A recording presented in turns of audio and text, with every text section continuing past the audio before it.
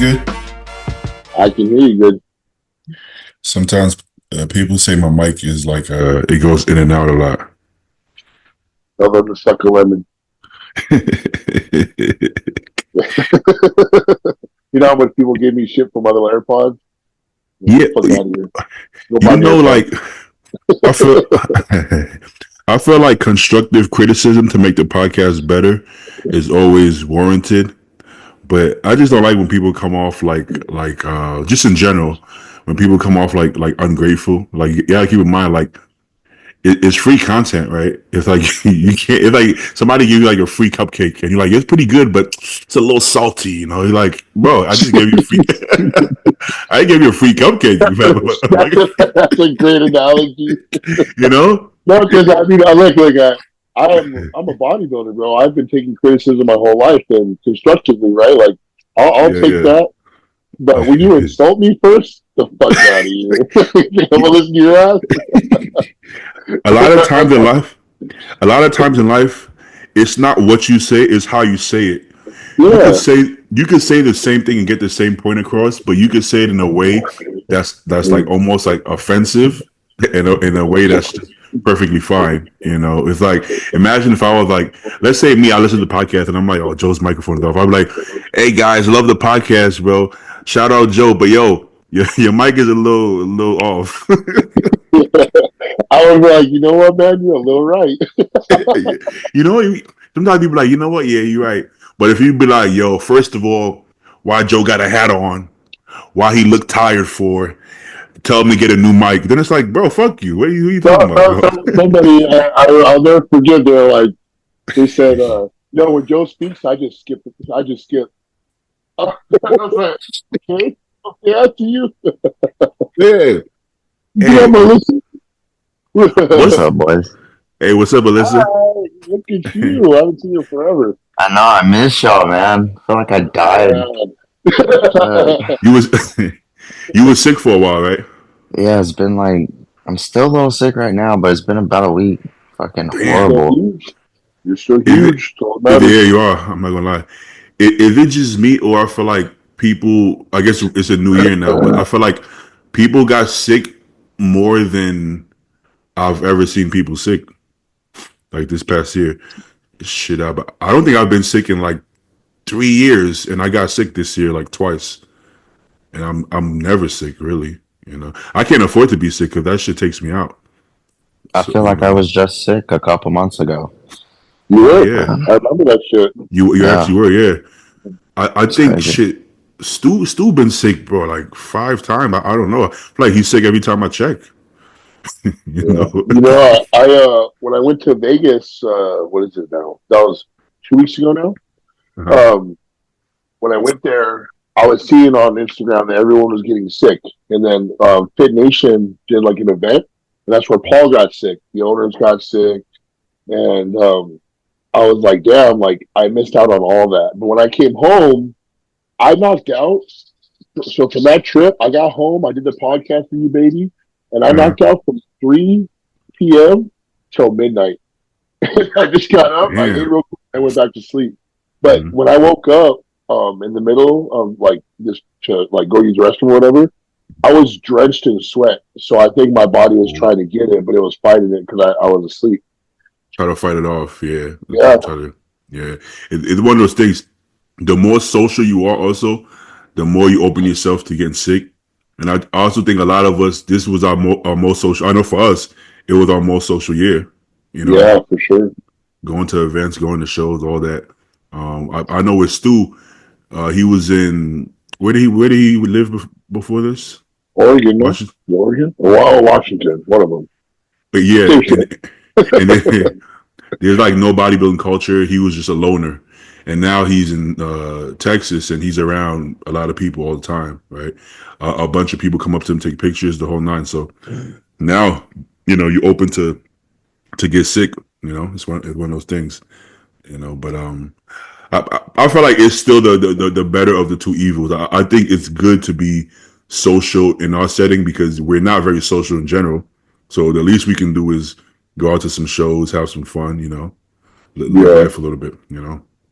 I've I, never been to so many bodybuilding shows until this year. I went to like, for me, a lot is like, it was like fucking nine, yeah, I yeah, think. yeah. And I gotta be honest, that shit was expensive though. It was expensive as fuck. Damn. Yeah, Well, we were supposed to go to Texas for nationals, yeah. and me and Paul were like, "Nah." I don't think so. Yeah, yeah. I don't think so. We got to save up at this point. We got to save up. It was because it was so much fun that I wanted to keep it going, but I'm starting to feel it now. By the end of the year, now I'm starting to feel it like, whoa, that was an investment. Gotta write that shit off. That's work expenses. Work Yeah, expenses. I have new bills that I'm taking on. Yeah, yeah. It's gonna be. I feel like it's gonna be fun, man. I mean, not to compare having a kid to having a dog, but but it's Hey, like that's practice. literally baby steps. Yeah, you're working It's your the way. It's practice, good. And I'm looking. I was like, damn. I feel like why do I feel like I'm making the same money, but I don't see it? Then I start counting. So I'm like, I'm counting out the vet bills. I'm like, the dog food. Now he getting real food. I'm like, yeah, that shit adding up. I'm like, that shit add up. I'm like, Kane gonna have to get on a diet. He gonna have to get on a diet, man. I put well, I literally cut Levi's food in half, and he's finally looking like an athlete again. Oh, good, good, yeah. He was booking a little too long, bro. How old is Levi? He'll be so he's like 2.5, so he'll be 3 in Oh, May. from what I hear, like they hold on to their weight pretty easily, once they're fully grown. You know, Yeah, no, it's honestly like effortless for him to be heavy. Like really. literally, like if I increase his food just by a little bit, it just sticks. Like he just holds. He's meant to be big. He's every time I take him around, like if I take him to a dog park or I walk him or someone comes to visit, they're like, "This is the biggest corgi you've ever seen." But not like he's like obese. He's just a big dude. Yeah, big Yeah, dude. he's a big dude. I He has a mean, Well, manly ass bark. they say that the dogs look like their owners in some sort of way. So Yeah. Yeah, he's just watching me eat. He's like, I want to do that. 100%. Yeah, they follow suit to everything you do, your lifestyle and everything. Like, when he was a puppy, he was like just running all over the place. I mean, still a puppy, but then now like he sees how I live and he's just being more chill. He's right next to me right now. He kind of just like lounging around. He's like, this guy's lazy, so let hey, me get that lazy video of too. him jumping up, was it on El Campeon? Oh yeah, yeah. He just well because they get so loud in there, and he thinks they're like calling him or trying to have fun with him. So when he hears them yelling, he always runs in their direction. He tried to do it one time, and I caught him. And the second time, I was like mid set, and he just ran and jumped on him. And That was the funniest video ever. in the full video, he didn't actually notice. He thought one of the because they're like TikTok kids that were working out with him. Hmm. He thought one of them were playing around and grabbed him. He didn't realize he didn't even Oh, see the dog, and he just kept going. He just kept going. damn. He didn't care. Hey, what I will say about that guy is that he's actually, this sounds crazy. He's actually bigger in person. I'm not gonna lie.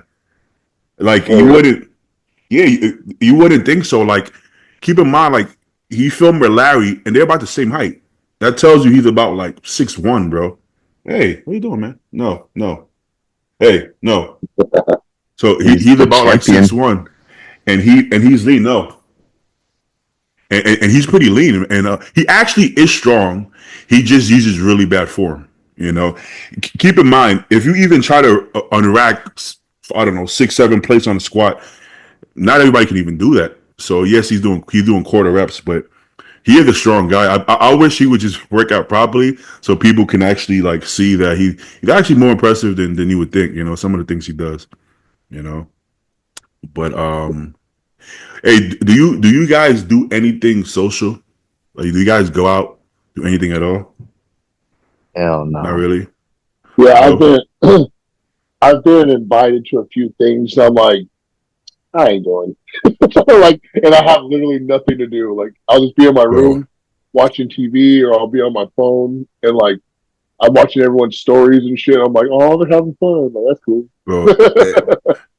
Every single time. No, no. I Like actually the thought gyms. about that last night because it No. was Saturday night, right? And Uh-huh. I literally had nothing to do, like from 12 p.m. on. I was like, oh, I don't work out today. It's a rest day. And I was Yeah. like, I'm going to catch up on some sleep. That's the best. That's the best feeling, man. That's the best feeling.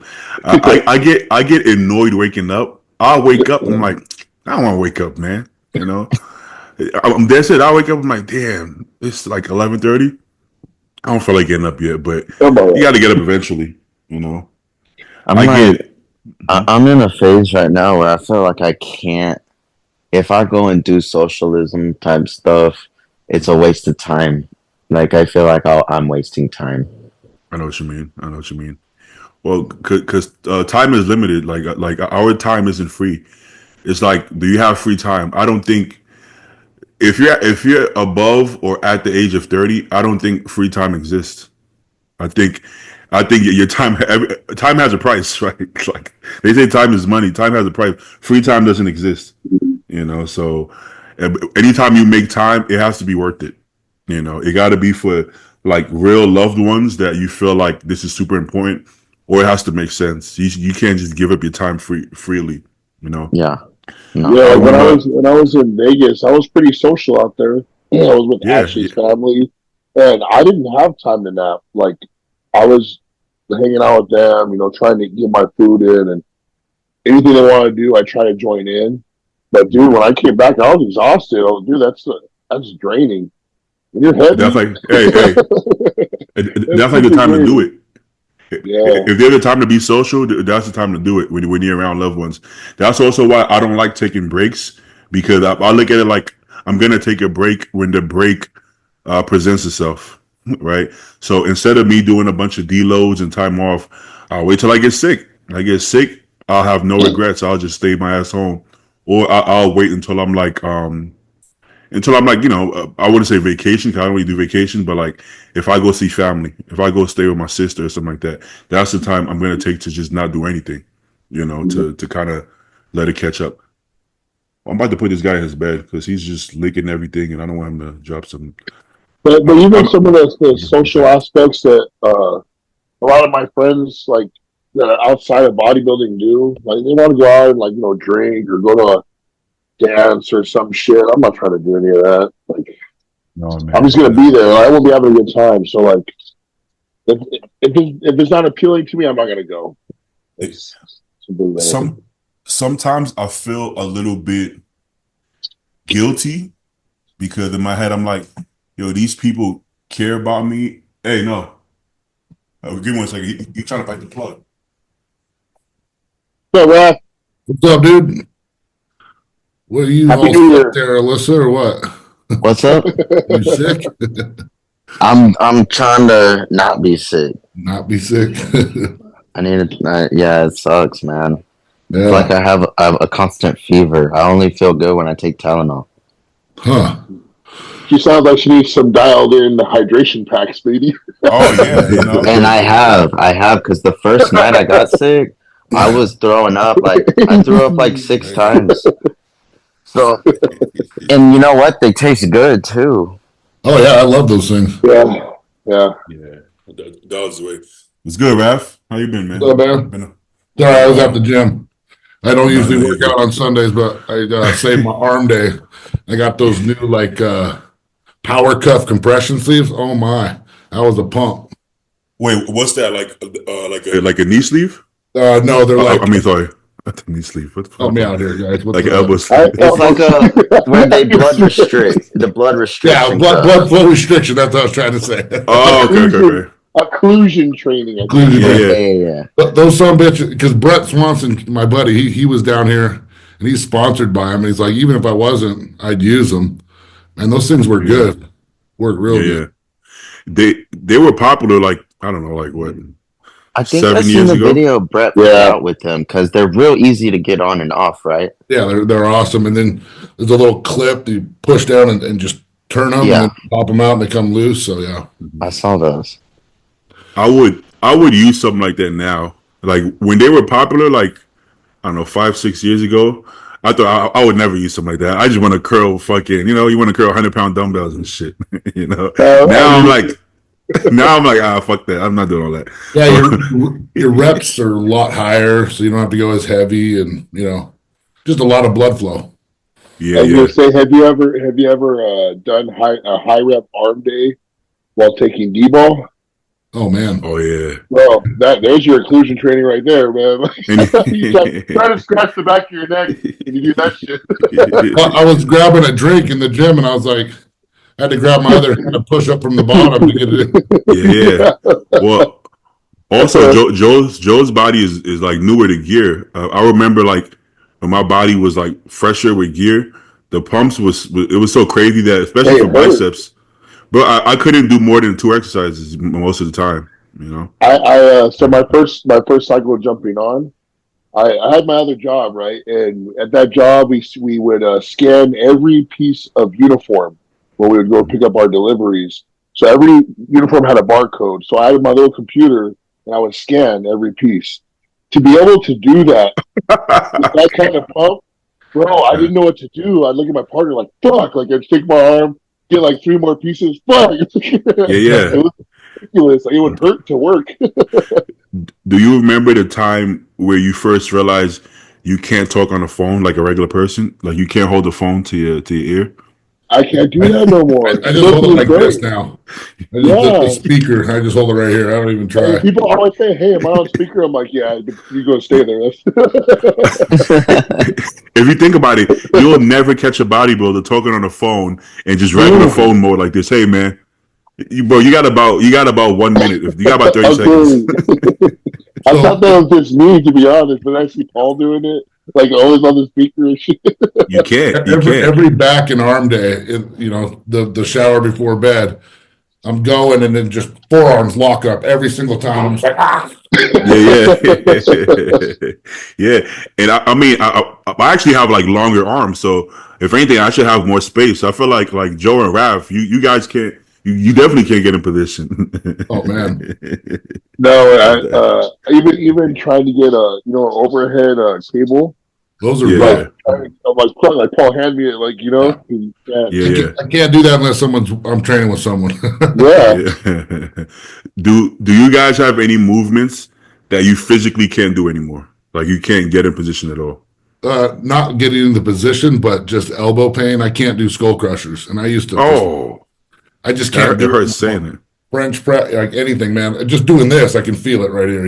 So Yeah, I I can haven't only been do that able. if it's like my last movement. we So all crush. warm, and Yeah. I I don't know could where, do I don't know where huh? mine went, when they went, but one day I was just like, nope, can't do that So one. I physically cannot do a leg day without leg extensions first. Like I Absolutely, can't. Like it's absolutely, like no non-negotiable. yeah. Yeah, yeah. What about Can you you? do dumbbell skull crushes, Ref? Yeah, because then they're Me too. neutral, and Me too. Yeah, it's this here, that rotation on the forearm that really kills me. that's the. But even with the dumbbells, it can be like the first. Like I said, they have to be like the third one, and it can't be like out of hand. They can't be like something you're like using momentum and shit. They got to be like pretty perfect. You know, it's one of those movements. I would say yeah for the.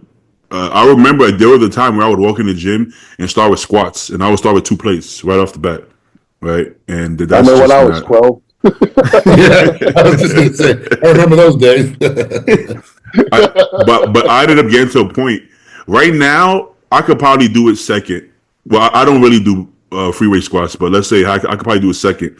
But there was a time I couldn't even do it till like third or fourth because my knees had got so bad that I would have to leg press first. Sometimes I still do it though. You know, if I'm gonna back squat with free weight, I would have to leg press first.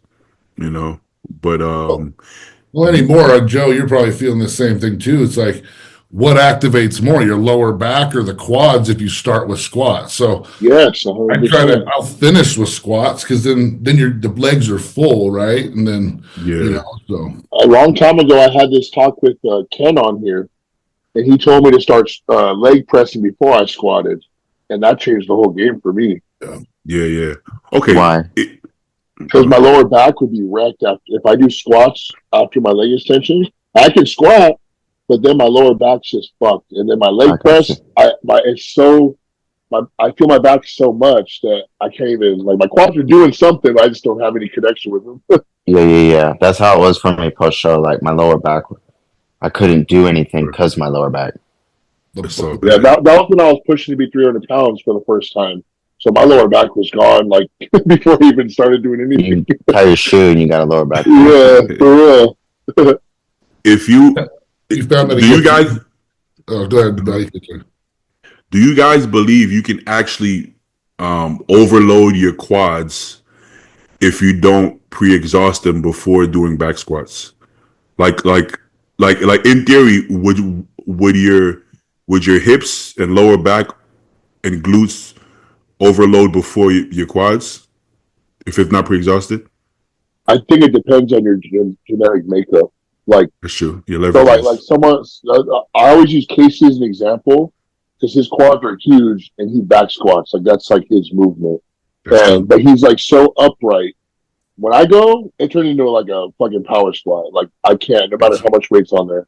So Exactly. it depends on the person, I think. So I agree. leverages, and then also, Melissa, she loves squats. She started there, but she's trained like that for 15 years, right? So it's also, what you've done as well that your body's used to. And her lower back is probably one of the strongest ones in the industry, the amount of work she does on it. But yeah, I'm not a high bar squatter either. I'm a pretty low bar. So, that back is, I'm a hip squatter. So Me too. if I don't pre-exhaust, I'll use my glutes and my hips, for Yep. power. 15. So But in bodybuilding, we're trying to build the size and the hypertrophy of the muscle. So that's kind of why I changed, do it differently. But This is the biggest indicator that you're not back squatting with your quads. I remember my deadlift and squats were really strong, like abnormally strong for my size, right? And then I would train with Henry Jackson. He was he is a pro. He won supers at USA's like damn a long time ago now, like 2018. You know what I'm talking about, Joe, right? He tore his quad. yeah, 2018. yeah, Yeah, he yeah. tore his quad recently, and he would hack squat. He would hack squat like I don't know something crazy, like I don't know 9, 10 plates. And at the time, I could hack squat like 4 plates. So what does that tell you? I could free weight squat 7 plates, and but Henry didn't free weight squat at all. And it comes to hack squat, I'll put 4 plates on there. When I'm actually using my quads, I couldn't lift any weight. Because my deadlift was so strong because all my strength was in my back. So my barbell rows, all that shit is strong. And then my back squat is strong because I'm using all fucking hips, ass, lower back, right? My legs weren't growing. It just weren't. My legs, once I got to, by the time I hit like 4 or 5 plates on squats, my legs stopped growing to the point that I felt like they started going backwards. So if you want to indicate if you're using your quads, try using your quads. Actually using your quads, isolating it and see how strong you are. And probably not that strong. Mhm.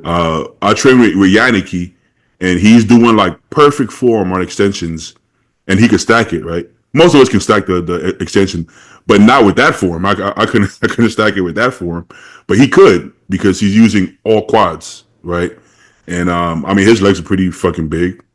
So I think you have to be intentional with what muscles you use. Eventually, yeah, in the beginning, you have no muscle, so there's no one is stronger than the other. You have nothing, right? So you have to build everything. I think that's where that makes the most sense, right? yeah. I think we talked about it last time, Alyssa, when you were on, intent, feeling the movement, not just going through the motion. But when you're a beginner, you got to learn the movement first to be able to activate the muscle, right? So Yeah, for yeah. Yeah. beginners, One thing that's in my head with this conversation is like another thing. I get carried away sometimes with trying to go heavy, and with that heavy volume uh is less volume, like less reps. So I'm not actually working out the muscle. So when I back off or get on hack squat and just actually like do, 4 to 6 sets of 20 and just pump and squeeze and pump, that's when I see growth. When I'm like actually working out the muscle versus trying to max out the load that my Yeah, muscle yeah, can handle. So sometimes yeah. like I try not to like get too carried away with the heavyweights, although I do. But yeah, I try to mix it. You could do like strip sets to increase the rep volume, but 100%. I've, when I've, you're I've, I've looked at bodybuilding the same across the board when it comes to literally putting weight on, lifting heavier weight and eating more food, right? So like you're going to get to a certain place, it's going to look ugly at first, but then as you do it, you refine the look along the way. So you're going to find Yeah. yourself pushing, and then you're going to pull back, and then you're going to push again, pull back, and each time you do it, you're perfecting it, and it 100%. gets better and better and better over time. So the beginner sloppy, like learning the movement kind of thing, you're going to build your weight up, and then you're going to pull back to, okay, let me slow it down there, let me fix my form a little bit, and then that's going to be like, okay, now my form is fixed, let me target a certain part of my body with this weight, and then you're going to gradually get better and better over time. That's So, that's 100%. progressive overload in itself. yeah, Yeah. Because even though you're pulling up and pulling back and pushing up, every time you do that, you're improving technique. And improving technique with the same weight is a progressive overload. Exactly. No, I don't know if anybody has done that better than Joe has done it, right? Like the way I look at my clients is this, right? I don't care if you do, because the young clients, they're gonna be young. They're gonna do what young people do. I don't care if you do that double, triple bench press, as long as you don't get hurt. And usually in your early 20s, you don't get hurt. I don't care if you do the double with 4 or 5 on bench, as long as you give me the volume on the back end. So you do the 4 plates for 3, and then now you do 3 plates for 10. Then you do another set. As long as you give me that volume on the back end, then I'm cool with that. And if it's not so ugly that you're gonna get hurt, right? Same with body fat, like Joe said. I don't mind if you get fluffy in off season, as long as you can get in shape when it's time to get in shape, right? That's the difference. So no matter how fluffy Joe got, he was always the most peeled on stage. So then it's like, well, I also learned how to coach from Compton, right? So Compton is the one who coached yeah, him, right? So he's fine with you getting softer if you can get in shape, and he got in shape. Okay, I'll leave you alone. So if my client is getting shredded, you can get fluffy if you want. I don't mind that. If you can't get in shape, then we gotta reconsider that. Yeah, same with the like I said, with the lifting. If you can give me the volume on the back end, I don't care how heavy you go, because it's like priming your body. The only reason I wanted to deadlift 7 plates is that so I can hit 6 plates for 10. Because if I never did 7 for 5, I probably could never do 6 for 10. So even if the 7 plates didn't cost any growth, which I think it did to a point, the 6 plates for 10 now would cost the most growth, right? Because you have to go above to reach it. Like Joe said, you have to get 300-pound sloppy to be 280 lean. You don't just grow from 200 to 280 lean, right? You almost got to get 290, 300 soft. yeah. You got to teach your body certain things. You got to teach it certain loads, certain weights to get to, because it knows how to get there now, but you just clean it up on the way back. The So central, like, it's the background things like your central nervous system, learning how yes, to handle that load. So when you do a high rep volume set that's a little bit less, your central nervous system asks, this is a breeze, so that's not the factor anymore, right? It's just the muscle.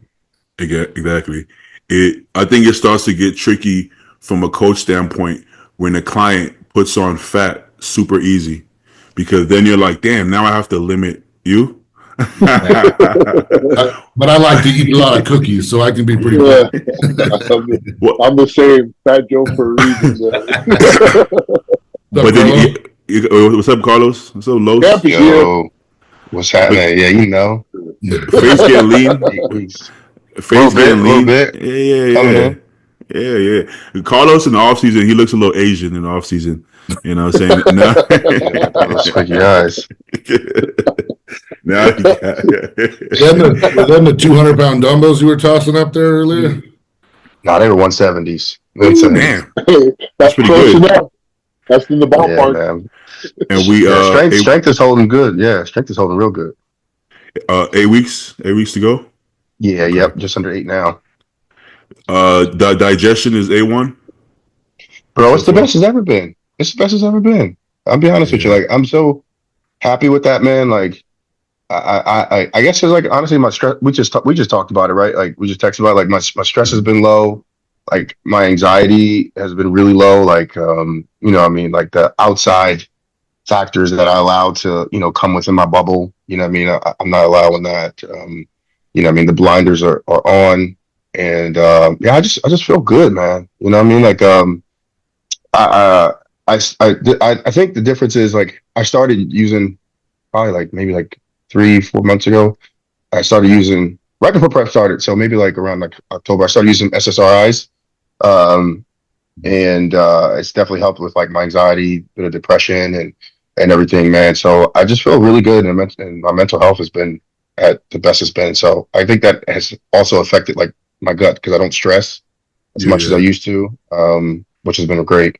So I don't think people realize how much stress correlates with digestion and being able to process things properly. Like it's yeah, huge, bro. yeah, yeah.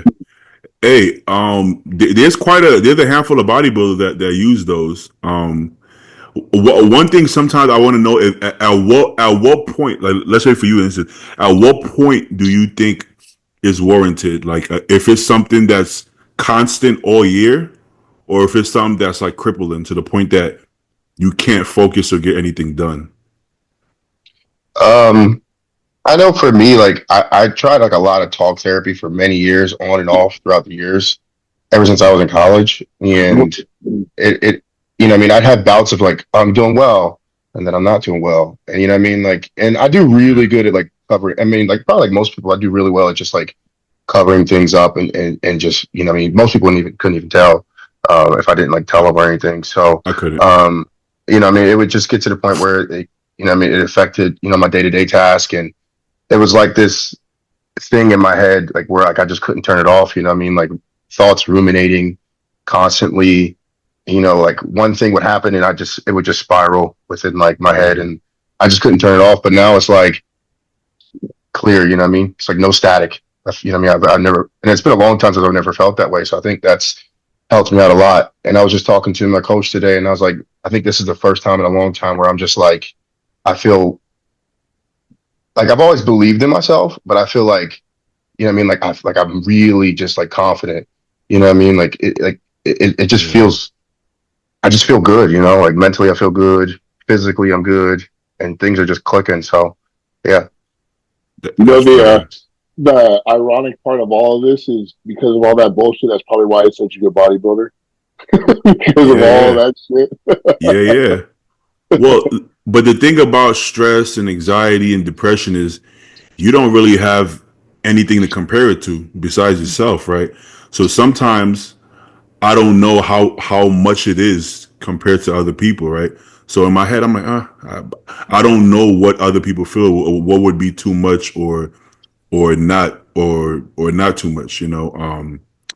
I think I think sometimes when it comes to that, you don't really know your limit till you're there. You know what I'm saying? And I think everybody can handle a different amount based off what it does to them. I think when you feel how you feel, like you feel so much better. I feel like you probably needed that. You know what I'm saying? You probably needed that. Yeah. You know? Yeah. I didn't you know what I mean? It's like you don't know until you know type of thing, right? And now I just it was just like, you know, after kind of they take a while to adjust to them. So Mhm. I went through like the little trial period of like, man, this shit sucks. And I was like, man, I'd rather just be depressed because these things suck. I don't like being on them. But then like after like 2 weeks, my body started settling in, you know, like the serotonin levels, and I started feeling like I just woke up one day and I was like, no, I got through a day and I was like, damn, I didn't have one like intrusive ruminating thought where I'm like, you know what I mean, where it's like a 10, where I'm just like, Mhm. that's bad. Um, Mhm. and I just like, okay. And it just continued and it continued. And I was like, okay, like this is good. You know what I mean? Like I still do talk therapy because I think you need a bit of both and things like that to help, the process. So, and I picked up a little bit more things of doing my own journaling and you know what I mean, trying to be a bit more present, I think is helping me, you know, because you focus on the past, that's more like depression. You focus on the future, that's more anxiety. So I just try to be more present too. And I think that's the most thing about this prep is every day I've just been very present in taking on today's tasks and things like that. And just it's been good. It's been good. Like I said, it's not 100%, but better than before. So I think that's contributed to a lot of things. Good to hear, man. You know, when you're Yes, looking sir. at a prep, man, it's every single piece of the pie. And if you can just maximize a couple of percents on one thing, it's showing you physically too, right? You actually had physical pain from it in your stomach, right? So Yeah, that's pretty yeah. cool. Pretty cool. From my observation, I think I think when the anxiety is stemming from your own intrusive thoughts, I think that's something you you may need help from, whether it's talk therapy or medication, something like that. Whereas for some people, like for me, sometimes I get really low, but there's a tangible thing that's making me feel that way. It's not my own thoughts. It's like this big event happened that just fucked me up, and then I feel depressed for a while. Then I'm out of it. I think if something crazy doesn't happen and you still feel these thoughts, I think that, I don't know if that makes sense what I'm trying to say. I feel like in my case, there's like tangible things that are causing it, and as long as they're not there, I feel completely fine. So I feel like I'm fine, right? Whereas if these thoughts never left, if I always felt like that all the time, or there's no event causing that, then I would need to seek. Well, the truth is, we all probably need talk therapy regardless. We just, as guys, we just don't want to do it. So the truth is, we all need it, you know. But let's say as far as medication, I feel like if things aren't happening and I still feel that feeling, that would be the time to look into that, you know. But as long as I can say I'm only feeling this way because this happened to this person or this thing happened in my life, so I'm gonna feel the pain and then I'm not gonna feel it anymore, you know. Versus everything. Wow, life is good, but I just keep getting these intrusive thoughts. Like, what if it's not good? What if some shit happens? What if I lose all my money? Then I think that's more. You know, it makes sense what I'm trying to say.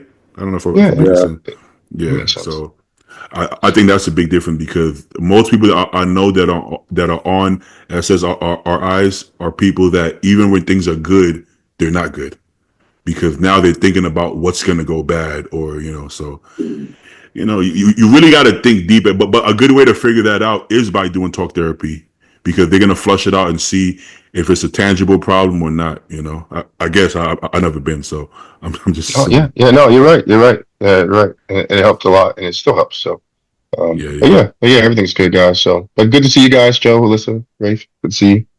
yes, sir. That's Yeah, Hey, right. looking have forward to any it. one of Congratulations, Joe. I never got to say that, but Oh, congratulations. thank you, man. Thank you so much. yeah, Appreciate yeah. it. Have any one of you guys been to therapy, or do any of you, and do any of you guys feel like you could benefit off of it, but just haven't got around to it?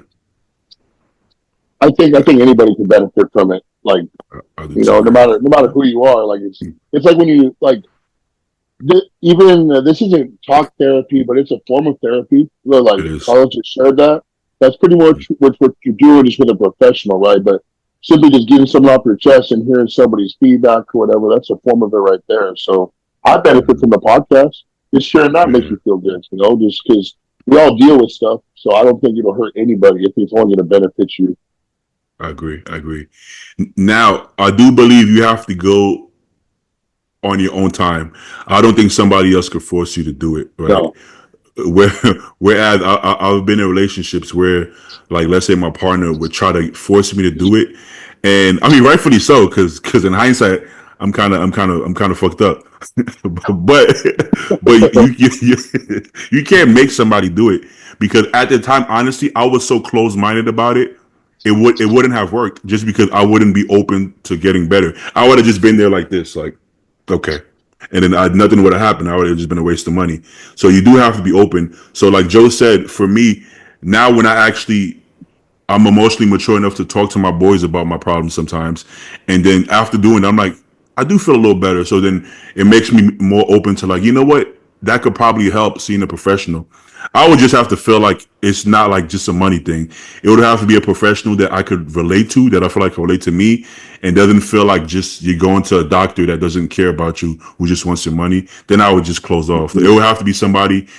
It doesn't have to be a personal relationship, but somebody that I respect and I feel like they actually give a fuck. Then I'll be able to open up. You know, if that makes sense. Yeah, I mean, it took me a while to find someone who I was like kind of gelling with. You know what I mean?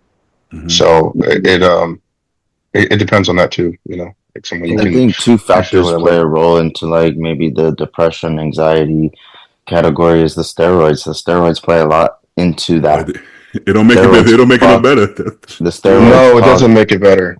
no, it makes everything worse, Definitely has to Yeah, do. realistically. yeah. And that's as true. as we're all getting older, I don't know, but I feel these It's like when people take pre-workout and they can feel it. It's the same thing when I take Primo. I could fucking feel it, and it's like, damn, that's crazy. But Yeah, I the don't only think I one need thing to. I I don't know. need to go to therapy because of what the steroids are making me feel like. Absolutely not. I I got shit you homeboys like, not. every time I'm on TRT, I always feel a lot better. I do. I feel lighter. I'm not gonna lie. I feel Oh lighter. God, I feel good. I'm like in a good mood all the time. I'm like, yeah, I'm like, and then when I jump on, I don't realize the switch happening, but I'm just like, man, I'm tired sucks. This is bothering me. Like, yeah. Yeah, yeah. Mm-hmm. No. Well, Anything Well, else? the one thing I've noticed is longevity in it. Your body does get used to it as long as you that's tie the true. mind with the feeling and you know that it's specifically for X and it's not an underlying issue that you're ignoring. You know, Mm-hmm. because I'm a little bit older and I've played around with stuff since I was 18, so it was like 22 years. When I used to take it, it'd be like, oh shit. Now I take it, I'm like, Yeah, it's just another day. I really don't get those feelings, but I think that's because of, I've dealt with my personal issues. I've made sure that yeah, they're controlled, and then this doesn't have as big of effect. But man, it only magnifies your personality and those underlying issues if you're not addressing them. So good point. So, Age, age and maturity, right, is a big factor. In your early 20s, you're so oblivious that you don't even realize how you're changing. So if yeah, somebody asks you, "Do you feel different on test or trend?" You might be like, I don't, no, not really. Not because you don't, just because you're completely oblivious to your emotions, right? And then you start getting to where me, Alyssa, and where most of us are at 30s, where you're aware enough to be like, no, there's some differences, so I can try to, whatever, whether it's trying to fix it myself or whether it's trying to just be more conscious of it. And then when you get to where you're at, Raf, if you're pushing 40, I think you're so emotionally mature and at peace with yourself that you probably don't even feel it. You're probably just like, no, I'm fine because you're I'll at a tell you whole what. different level. Huh? It took a lot of work, man. I had Yeah. self reflection. I mean, it was a process, probably a good 7 or 8 past years, to where you just every year just work on a little bit more, dial yourself in a little bit more. Yeah, yeah, Taking the necessary steps if you need to. It's important. You can't just ignore it. Yeah, when yeah, I put up those stories and I was talking about some of my personal stuff, like not getting into detail. That's pretty much what happened. So like I thought I was going to be a dad, right? And I was going to take on this big role. And I didn't just see it as like, oh, it's another thing. Nah, man, that's a big role you're going to take on. So I started thinking to myself, like, shit. Like, people have asked me, like, hey, you ready? I'm like, yeah, I'm ready. But then I asked myself, like, am I really ready, though?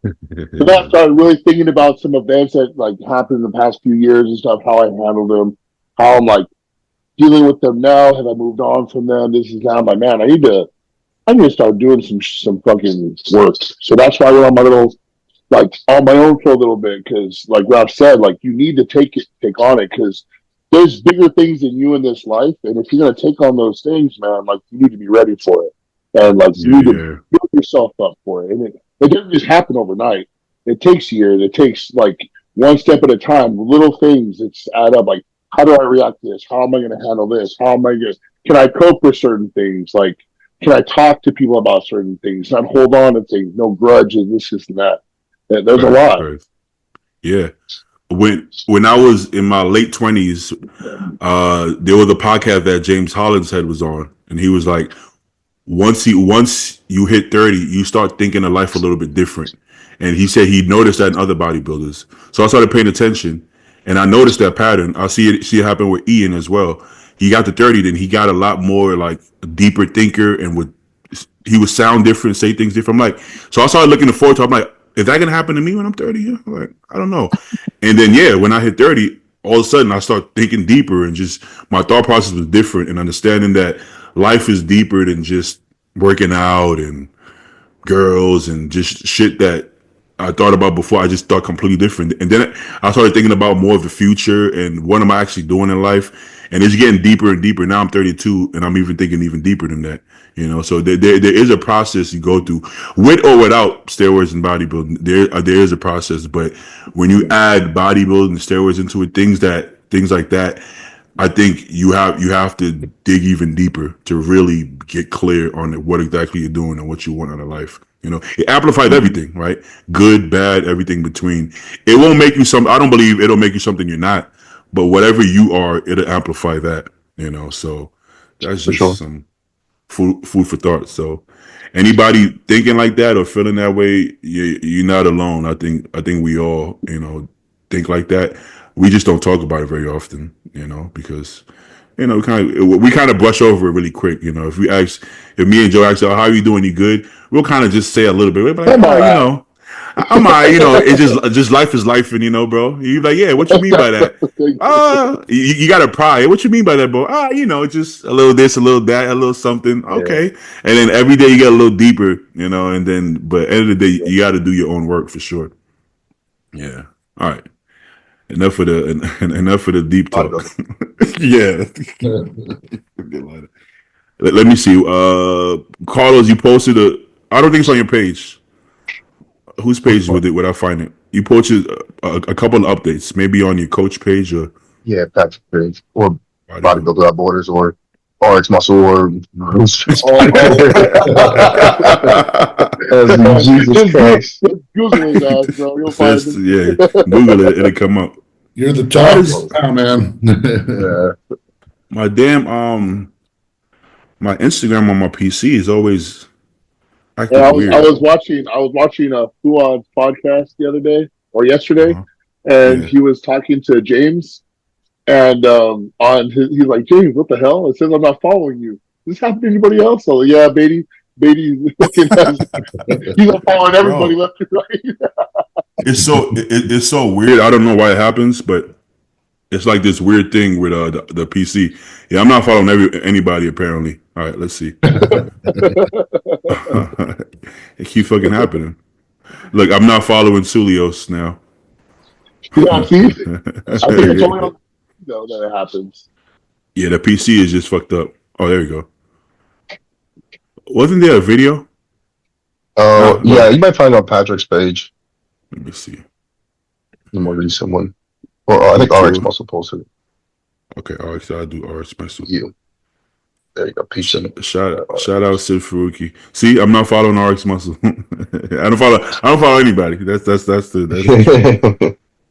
Yeah, All right, people let's think see. what is it? His pictures were Right photoshopped. there. Yeah, and until they So saw the this came video. out.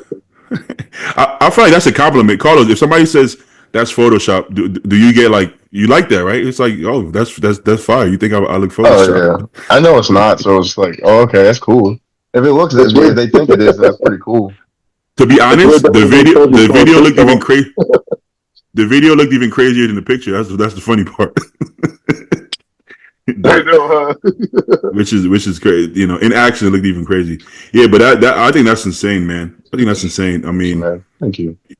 you just don't see shit like that very often. I don't think we've ever seen shit. I know we've never seen quads that big with a waist that small. Yeah, what is I, your waist? Like 28, 24 inches or what? I don't know, dude. I don't even know. you I don't don't measure, even right? know. I never measured it before. Joe and I got the same problem. Yeah, What's 100%. My Wide waist, hip. my waist grows with everything else. that? Yeah, Yeah. that's insane. But I did notice the guys with the small waists aren't big eaters or don't need a lot of food to grow. That seems to be a common thing. Is That kind Yeah. of makes sense because I got to eat a freaking lot of food. you Yeah, I see could Joe say too? that. Like I never really. I mean, I've ate, but not the amounts that you guys have to put down. So Um, Like what about let's you, Joe? say, You're an eater, Joe? I have to eat a good amount. It's weird, like in off season, like my metabolism gets incredible, and then when I when I come down for a show, I have to like I'm not like Beatty, but I definitely don't eat near as much as I do in the off season. Hmm. yeah. Your prep is pretty low compared to most people. It's pretty low. You know, it's not like off the wall, but it's for sure up on like on the low end side by far, especially for your size. You know, Mhm. Carlos, like, how much food would you eat peak off season? oh man, we didn't push it too high this time around, but probably around 100 grams of carbs a meal. So around 600 grams of carbs, somewhere around there, 600. It's not bad. That's Yeah, not bad. it's probably around 100 grams of carb per meal. So I mean, it's a good amount, but like Yeah. when I have to start pulling down, like it's like nothing. I'm like no food. But actually, this time around, I'm eating a decent amount for me, which is around like 200 grams of carbs to Okay. 250. Yeah. You hungry? So Do low carbs bother you? Or are you hungry? I keep saying this. I was just telling every update I tell my coach, I'm like my appetite's fine. Like I still go to bed like pretty full. So Yeah. I'm like wait. So he just made some changes today, and he.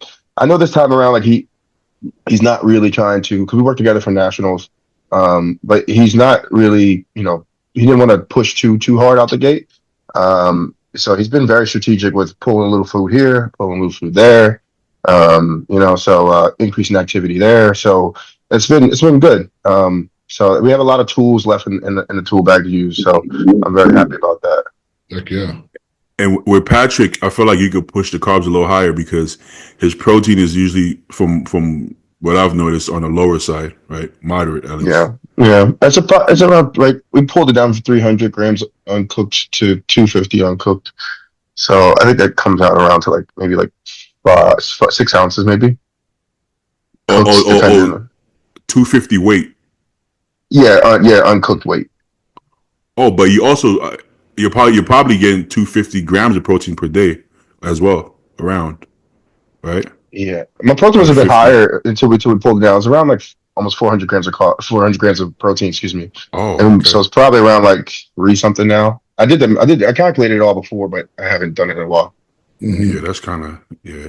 Well, that's I would say that's for your side. That's moderate to high, maybe. Yeah, yeah. Like I've been on higher lower moderate. protein for him. Like he's pulled it. Like when I worked with him for nationals, it was a lot lower. Um, so every time it's different. I mean, I'm 32 now, I'm not 28, 29. Yeah, How's your cardio? I mean, how much you doing? Um, 55 minutes like on training day, so 45 in the morning on the stairs.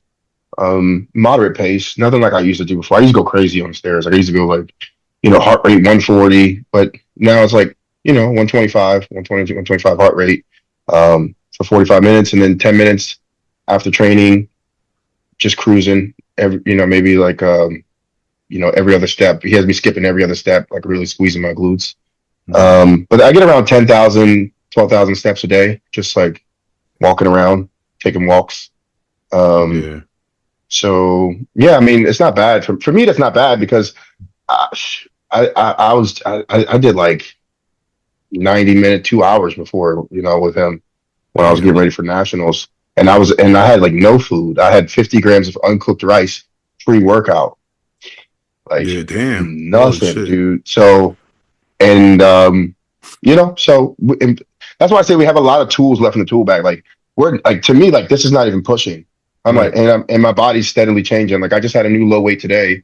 What I mean, I dropped down to like 240, 243.4 or something like that. So, what I mean, the body's just starting to get into a really good groove. Everything's rolling. Um, yeah, and we haven't made any changes like that are like drastic. What was your Right. starting point for the prep? Maybe like 250, Oh, okay. Very 255, gradual. maybe. Yeah, not bad at all. Like You we look didn't you, push up weight, man. Do you you feel look like you grow 270 into the now. show a little bit? Say again? You feel like you grow into the show a little bit? I think this time around, yeah. I think with the way we're doing things, I'm growing into the show. But the training has changed a lot. Training with my dad has been great because I feel secure enough to push those weights. Like you guys see, like before I was Yeah. training by myself, and training by myself, it's good, but like it's always to me, it's nice to have someone around because you get to push that extra rep or put that extra plate on where you're like, yeah, Yeah. if I fail, he got me. And Right. Yeah, yeah. so yeah, training with my dad has been great because he's been able to push me and he knows when to push and pull. Like I was just sick a couple weeks ago, and what I mean, he would because I was keep going because my strength wasn't failing me, so I was still hitting high numbers, but he was the one to be like, nah, let's just back it down for a week and because you're sick and let your body recover. And I'm like, oh, no, I'm still strong. He's like, nah, so it's good to have someone there for me because you know, I'm very bullheaded. Like I'll just keep pushing no matter what, you know. Like Yeah. I could never prep myself because I'd give myself 3 hours of cardio and no food. I'm the same You'll way. overdo it.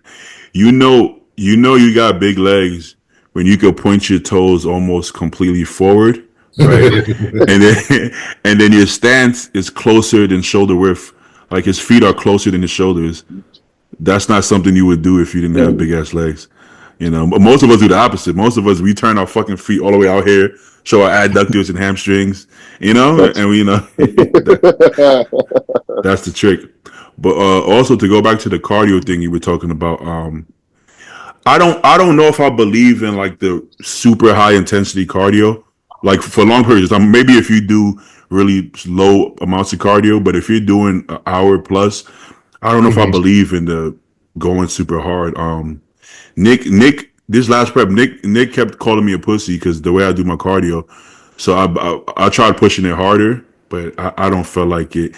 I feel like your body can only take so much. So then you start taking away from your recovery. My legs were getting sore, and I don't feel like the look is better. Yeah. I prefer how Joe does it. Keep it the same intensity because you feel like I'm getting in better shape, so I can push harder. But I don't know if you should because that's your gauge. Your gauge is the way you've already been doing it. So if you keep going up in intensity, I think you're throwing yourself off, right? Because it keeps changing. I think I yeah. think Whenever I prep, I've always so at my heaviest weight, you know, like the cardio is a little difficult at first, but like I'm always like, okay, if I can do this right now, like the intensity is gonna change with time, right? So like you get lighter, but the time gets high or that's higher. true. Yeah, So if I can do this in the beginning and just carry this consistently the whole way through, then let the I'll be food do the fine. job.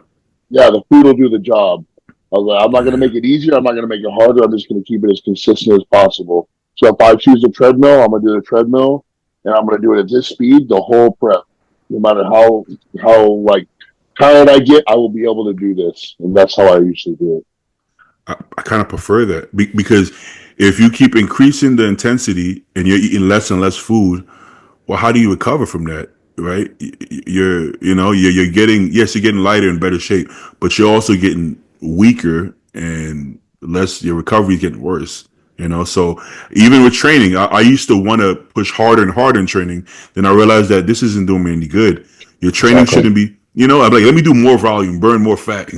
Get some more fat Yeah, off. yeah, yeah. But you're just running your body on the floor. How can you, if you were barely recovering from this volume off season, how are you going to recover from more volume with no food? It just doesn't. Yeah. It, it, it's going to And that's sound something fucked I've up. been guilty of too. Sorry, go ahead. Yeah. I Mhm. was going to say it's going to sound fucked up too, but like for example, as like even though sometimes like cardio gets to like let's say 2 sessions a day at 50 minutes each, because I've done that, it almost helps me starve better because I'm so busy moving my body that I don't think about food as much. So I'm like, Yeah, okay, I have yeah, to walk a little bit longer. Fuck it, I don't have to worry about eating. Like The it off helps. yeah. off days are the worst because you're not doing as much. Oh, you just sit around. Yeah. Well, Yeah, also that cardio makes me feel like I'm earning my food. So the more hungry I am doing cardio, I feel like I'm doing something. Like, yeah, I feel that fat melting off, baby. It gets me hyped. Like, yeah, so I I almost never try to felt push that. it. Huh? I've never felt that fat melting off of me. I had to work hard for it. Uh, it's like I almost want to starve on purpose because I feel like that's the only way I'm getting lean. I'm like, if I'm not hungry, some don't feel right. I'm like, yeah, I got to be hungry. Do Yeah. this cardio hungry. So sometimes I try to procrastinate and even delay my meal a little longer. Like, oh, let me get some work done around the house first. Just feel like I'm you burning know up the you're getting fat. lean when you lay down on your bed and you can actually feel the ribs pop over the stomach a little bit. They Yeah, start to yeah. like sink in and oh, I think It's that's a, just you and me, Joe. oh. Yeah. oh man, yeah. Probably. But My prep, ribs do that right now. yeah. You guys ever feel like early on in your bodybuilding journey, off season was the fun part, just getting strong and fat, And then prep was kind of like, oh fuck, I gotta diet. I don't want to do it. And then slowly it starts to flip where you start to enjoy prep actually more than off season. You guys ever feel that Yeah, way? 100%. Tell Paul five. can tell you, bro. Oh yeah. Tell Paul about asked five. me a long time ago. He's like, "Trust me, Joe. When you get up to my weight, he's like, you're gonna appreciate a prep way more than you will in off season. You're gonna hate off season." And I'm over Yeah. here like, I understand, dog. I get it. Well, but also when you get into bodybuilding, I feel like it's usually for love of training, right? And you're small. Well, or I don't know. I mean, some people start off a little heavier. I think Joe was heavier, then he got small. Whatever the case is, you don't have a lot of muscle, so the feeling of being big and strong is such a good feeling. It's a fun feeling. But when you've been big and strong for 10 years, I mean, it's not this big thing anymore, right? So No. you almost prefer the feeling of feeling lighter, feeling more agile, and looking good and being focused. There's a level of focus you get in prep that you can't have off season. When you're on 600 carbs, your brain isn't that sharp, you know? You get to a point in prep where your brain is foggy, but the majority of the prep out of 16 weeks, I would say 10 out of those 16 weeks, Mm-hmm. you feel super sharp and focused. Like, get so much work done and shit like that. You don't have to sleep every 4 hours, you know? So it starts to get fun. And then you enjoy the competing part. Whereas early on, competition is not even the fun part. It's just training and getting strong. And then it flips around. Now, I fucking love prep, you know? It's crazy as it sounds because that shit is rough, but I love it, honestly. I'm looking forward to it. Looking forward to that shit. The crazy part is too is that preps almost okay. So like my first prep with Justin, I was feeling terrible 8 weeks out already, Damn. Holy shit. and each show has got a little better. So like the show after that, I felt terrible 6 weeks out. This last show I just did, I felt not super bad, but I really felt it around 4 weeks out. So the bigger I've gotten and the more preps I've done, like the preps get a little easier up until a point. I don't really feel prep until this part now, or whatever. So Yeah, yeah. that's gotten better too. So I've enjoyed preps more now too. That's what I was gonna say. Like this last prep, I held my strength for like 3 weeks out. It was pretty intense. Yeah, I Yeah, should that's what I'm have saying. pushed like 5 weeks out, but the strength did the 3. That's what I'm saying. I'm like freaked out because usually like my strength starts tapering off, and I'm like, damn, dude, I'm wrong. I'm actually stronger than I was in the off season. So I'm Right. like, Damn. that's this is the best. crazy. Yeah. That's it. I think that's Yeah, maturity. who's saying, bro? That's your body getting used to the volume of training, being in the calorie deficit and being lean. Your body will Yeah, adapt, but you got to go through it a couple times. That's yeah. facts, yeah. Kind of get better at it. But let me pull this up. I Let me see used to what we always got. wonder how, because like anytime I would get like sub 10% body fat, I start feeling terrible. And I'm like, how do these motherfuckers walk around looking like that? It's just because they've done it long enough. Like they like sound like they're fine. I'm like, dude, I feel terrible when I look like Yeah. that. There's also pockets of times where you could wake up 6 weeks out one day and feel great, and then the next day you feel like complete shit. And sometimes it goes up and down. You know, even in your prep, there was days I would see you at the gym, and you'll be smiling and stuff, and you seem fine, and there would be days where you didn't look fine at all. You know, sometimes sometimes there was one day I walked in the gym, and Paul was in front of the gym, kind of hunched over like a machine, and I said, "What's up?" And he didn't say one word. He just stood there. he barely even looked in my direction. He went like this and just didn't say anything. And I'm like, oh, it's just one of those days. I The, feel you, bro. Days. Don't, the worst, don't, the don't. worst, the worst question in prep 5 weeks out. How you feeling? Don't fucking ask. Bro, Just don't I'll ask. Everybody never asks that forget. though. Some kid when this was when I was getting ready for USA. Some kid asked me in front of Paul, "Hey man, how you feeling?" I answered him nicely. I was like, "Oh, I'm all right, man." And then Paul stopped him out there. He's like, "Don't ever ask that question again, bro. Ever." That's a good friend. Paul's a good I, friend. Paul wasn't even on prep. Paul was yeah, Paul yeah, informed me though. Anytime I got stupid questions. yeah. When I was going to Coast Fitness, I actually had somebody ask me, "Yo, let's see, like, peel off. Let's see how you look." I'm like, no, Damn. PR No, pick him up. I'm not doing that. I'm not doing that right now. What are you talking about? The fuck? Oh, I'll never forget, man. I was literally, because back at Fit Nation before they moved, right? There was an area that you could pose in, but like I it was in remember. the middle of the gym. Yeah. And some dude, I literally had my posing trunks on. I was like, not even maybe 3 weeks out. And this guy was like, yo, dog, can you spot me on the incline? I was like, Oh, with the posing truck. what? Yeah. Oh. No, I just was like, no, dude. Yeah, just as you are, bro. Don't even put your pants back on. Just spot me. Fucking weird. That's insane. Yeah. I couldn't believe that sumo shit. squat spot. Yeah. Yeah. To be honest, that happened to me in reverse, and I didn't even get offended. It was a guy benching next to me. I was about to bench. I was like, "Bro, you might give me a spot." He said, "What happened?" I said, "Might give me a spot." He said, "Nah," and put it. And at first, like my initial feeling, I felt a little offended, but then I was like, you know what? That's completely fine. Like the man don't have to give me a spot. He probably just looked at the weight and he was like, "Man, I don't feel like doing that." He wouldn't have had to do much, but he doesn't know that, so he's just like, "No." And I have to respect it. I was like, "Okay," and then I just went about my. What are you gonna do? It is what it is. Like I can't get mad at you. Hey, you come spot me, bro. I'm telling you, come spot me. That's not like it is what That's it funny, is. man. That's funny. Last prep Sometimes I last feel prep, that way though. sorry. No, you When good, I man. was prepping last show, I was trying to press some 100-something dumbbells, and I was like scanning for the biggest dude to just put him on my lap and assist the last. I picked the weakest dude, and I was like, oh man, I just Oh, I think wasted I the saw whole that. set. You posted Yes, that? I did I post remember it. that. Yeah, because I I was was like, wondering man, fuck. I was like, why did don't you roid choose? rage. I was like, it's okay. I was wondering. I was like, why did you choose that guy? I was like, you must know him or something.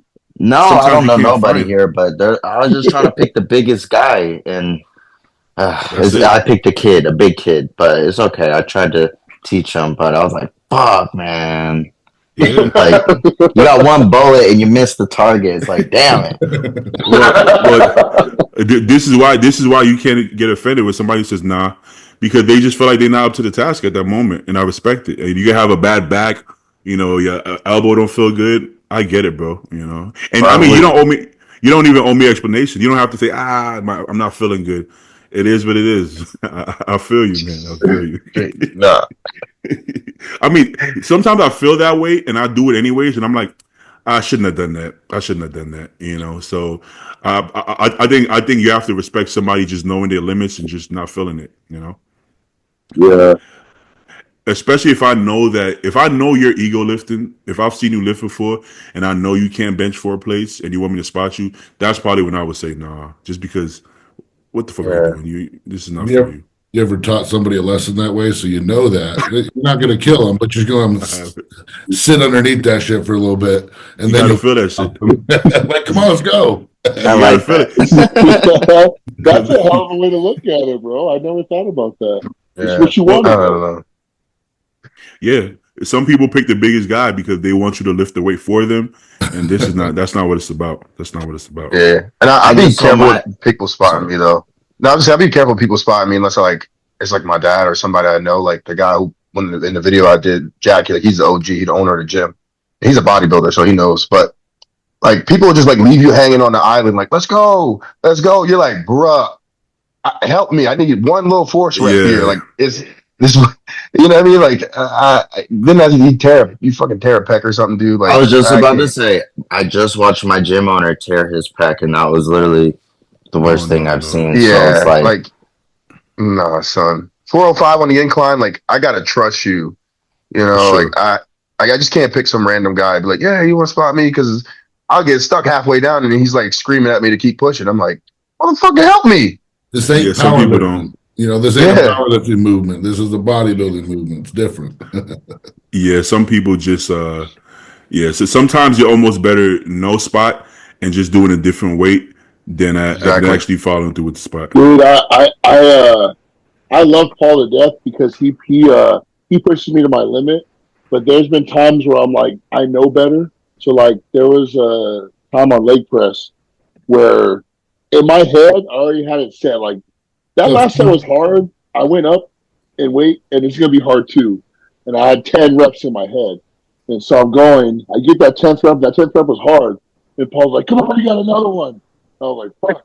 I feel like I can get it up, but I just don't know what's gonna happen. And so I went down, and I went up, and I really strained to get that motherfucker up. I racked it, but in the middle of that, like coming out of the hole, I don't even know how, but I fucking like pulled something in my oblique. This is You like see? fucking. This is like 2 years ago. And I told him I was like, "Yo, dog, I appreciate it, but I'm never doing that shit again. Like, if I'm done, I'm done." Yeah, yeah. Yeah, I I saw the dude it was crack a weird. rib on the leg press. Like he popped his rib like doing Oh the leg no, press. Yeah, bro. I mean, it it's got too weird how deep. it happens, but you got to think Uh, about how much pressure is in your actual core when you're coming out of the hole right there. So it's Yeah, like, yeah. never again. I feel So like I still, bruised one of my ribs on the vertical leg press because I forgot to take my belt off, and I was and like Oh, it got like jammed up under my rib, and then for like 2 weeks it was like sore. tight fit. Never wearing a belt again on a leg press. dude. What's up, Stu? what You up, good, Stu? bro? Sorry I'm late. Dude. Had Oh no, you important good. phone calls. Oh no, you good. You only about an hour and a half late. Maybe. Nah, he good, but yeah, from working out with you and Paul, I learned that Paul is always gonna think you have more weight, more reps. So I just don't listen to him because he's That, he's that was always the gonna think last you got time. more. That was the last time I listened. Like it was one of those things. Like you get caught in that moment. It's like, man, if he believes in me, I believe in me too. Yeah, yeah. I'm not gonna believe in me anymore. He's I always gonna told you tell. that. Cause the first couple of times I trained with Joe, I didn't realize how strong Joe was. I knew he was strong, but I didn't realize how strong he was. So in my head, I was like, yo, should I even try to keep up or should I just do me and Paul? But yeah, you could do it. I'm like, Paul, you can't even do it. Why are you telling me? Like, why are you telling me I could do it? You know, because I'm young. That don't mean I could do it. I don't think I can do it, man. Yeah, yeah, you got it. I'm like, maybe, but it's gonna look like shit, and it's this. It's like it's not gonna. No, I it don't took think it's gonna. Paul a while. It took him a Yeah, while to adjust to the thought that I got stronger than him because he kept that's what it trying to is. keep up to a certain point. That's And I dangerous. just in the most humble way, bro. It's just like just because I can do it doesn't mean like you should. Yeah, And his yeah. body always ends up getting beat up somewhere. But I want to say within this last year, finally, he said, It "Fuck that!" clicked. Like, It yeah, he's clicked. like, "It's not worth it. It's not." Cause it doesn't make you a better bodybuilder. It can hurt you. You know. I worked out with Stu and Zayd, and Stu was like a few days out, and he was just no, I'm not doing that. Take it off. You know, as you should. Why would you I try to made keep up them with? take it off because I was tired. As As you you should. should. As you should. Yeah, Yeah. just because the camera's rolling too, and you working out with two guys in the off season, there's no need. You do exactly what you need to do that day, and don't worry about anybody else. What you need to do to be the best bodybuilder on stage is all you have to worry about. You know, Dude, I because was you I get was hyped up, huh? I was straight California chilling for that whole week. I wasn't doing anything hard. For real. Yeah, yeah. I You remember that remember week. we watched James work out with Branch Warren like 4 days out. We were like, yo, that was a sick ass video. But bro, don't work out with Branch Warren What a the few days fuck, out. man? Like Like, don't do that. Don't do that. Like, it's not even Even safe to be in the same gym as Branch. That goes to no, show. 'Cause it rubs off on you. You know. you can't. Granted, granted, Branch really did that a few days out, but he knows nothing else. I feel like his body can take it. Nobody else, because James uses really good form actually.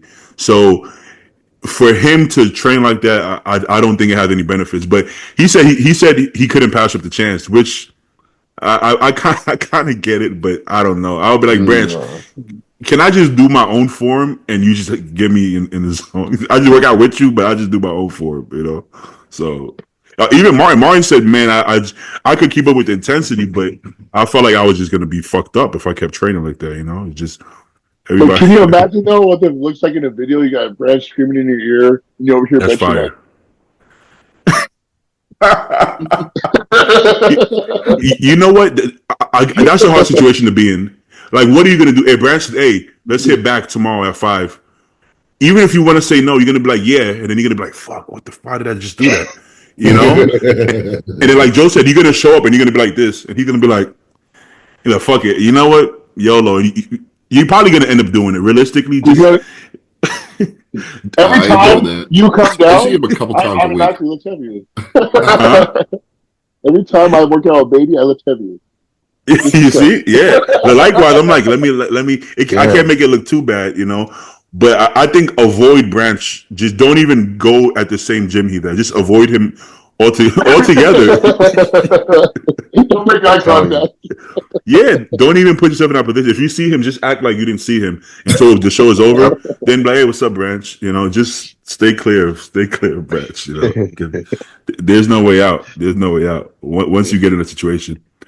But Stu, I was actually just gonna pull this up.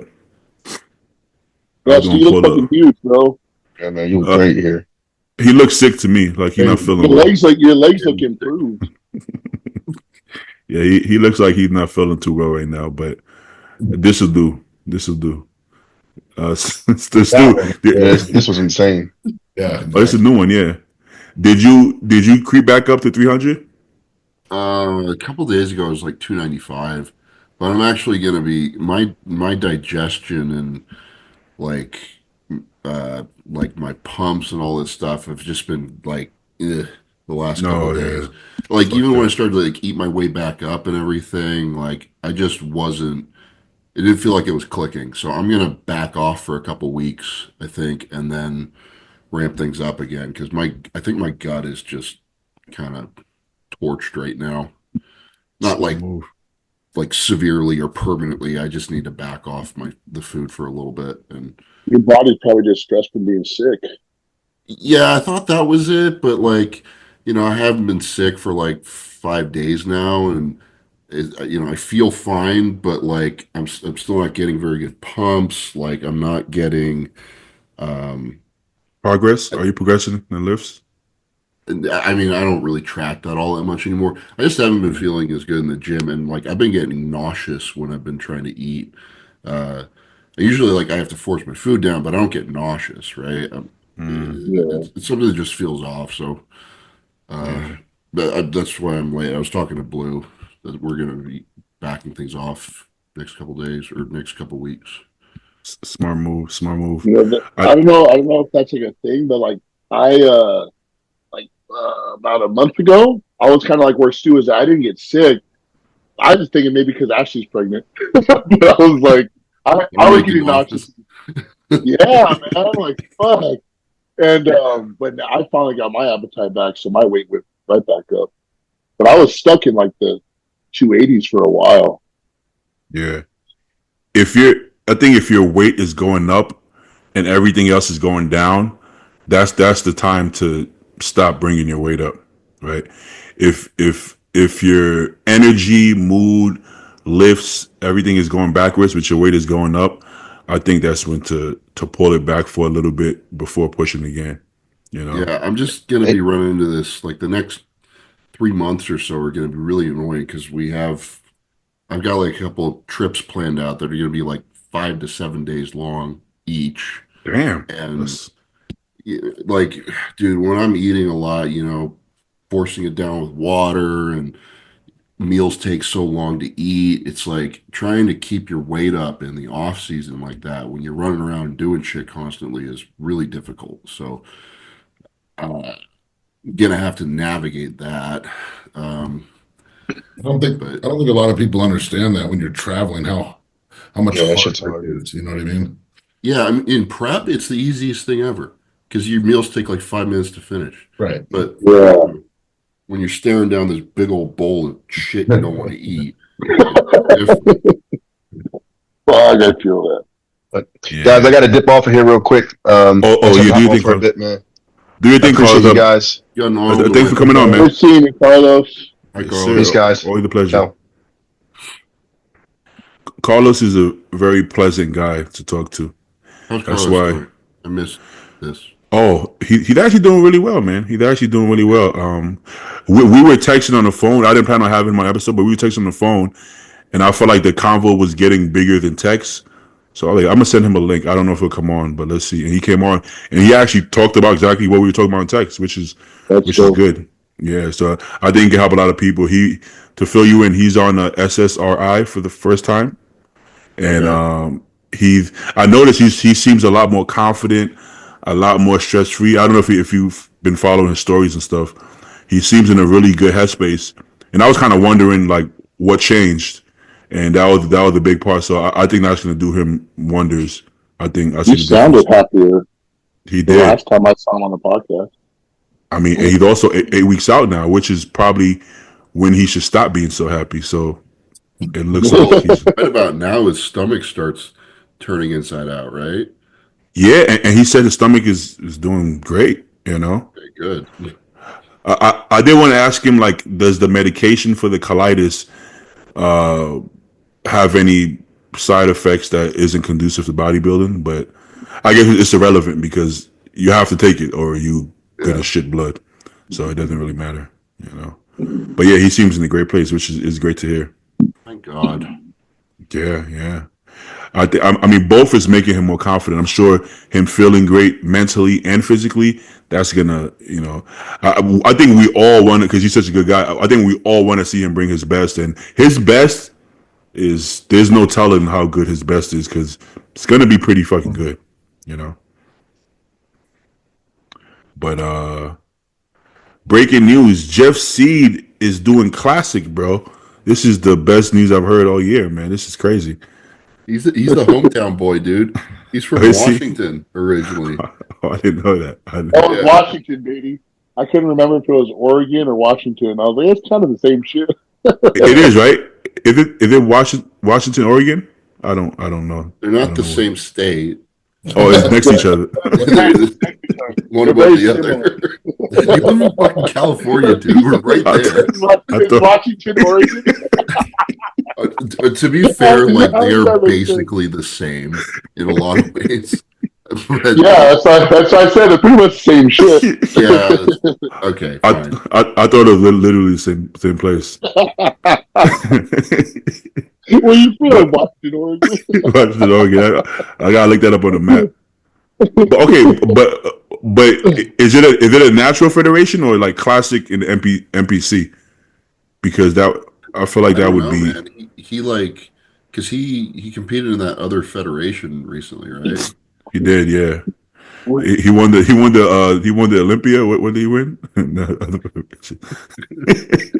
He He's won gonna do the the fit model. Fit model. Hey, Stu, I know you haven't seen Levi in a while. Look at him. Hi, Levi. Hey, Much boy. handsomer than Joe. Yeah, look he at how is. lean he's getting, guys. See that? He is getting pretty lean. I'm not gonna lie. Some skinny Oh, dude. chicks. Can he Yeah. jump? Nah, you can't jump. Come on now. I'll get carried. Neither can I. No, but yeah. If it's natural classic is one thing, but MPC classic, I mean, he gonna need some more muscle, I would assume. And I don't know if you. NPC or IFBB natural shows now. I wonder if he You're wants right. to do that. That would make sense. That would make sense. Yeah.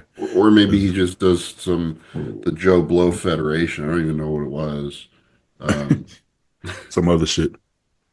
Well, shout out Jeff He Side. looks crazy fucking young, man. He's got to be in his early mid-30s now, right? I think early 30s. I think he's my age. I think he's 32. Yeah. But he looks like he's 18 still. Yeah, what the fuck, man? I don't know why, I think he knows that. That's a good point. If he was on gear, I don't know if he would look 18. I don't think he would. You know. Bro, I was with Ashley's family 2 weeks ago, and we took pictures and shit. And I was like, God damn it! Like, when the fuck did I start aging like this? Oh yeah, I don't when. recognize myself sometimes, man. What the fuck happened? We aging, but hopefully it stops at like 40. And Bro, I showed her parents what I looked like pretty much before I started gear. I just need to say that, and they're like, Yeah. "Oh my God, you look so You look different." so I'm like, yeah. Start eating my veggies, Well, you see how Jay went backwards? Hopefully that happens to us. We just go backwards. I think Jay started getting some work done as well. I think so. I think so. I thought so too. I'm glad I'm not dealing with him. Well, the Yeah, only thing is he's not common. the only one, but he could afford the best work. So the price probably is, because there's other guys getting work, then they don't look like Jay, you know. But Oh, they don't. but Jay had the best work.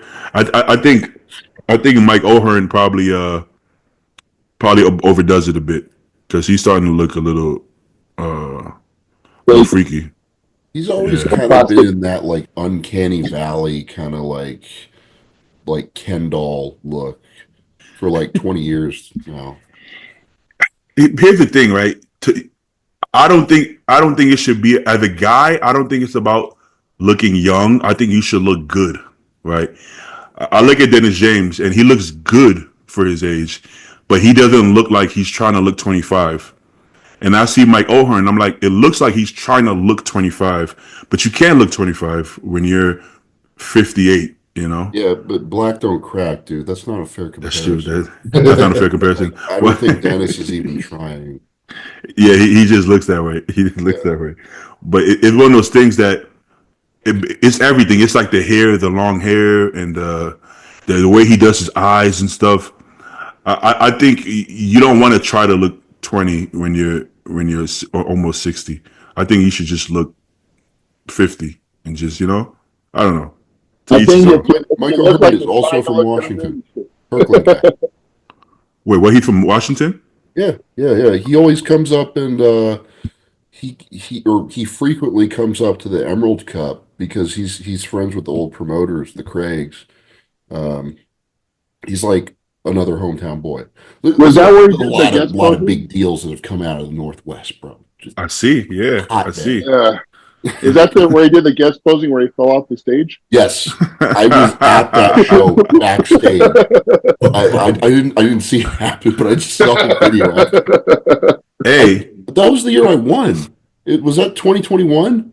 I think I so. think so. I think so. Yeah, I won that year. that's crazy. Nobody knows about that though. I gotta be honest. We do now.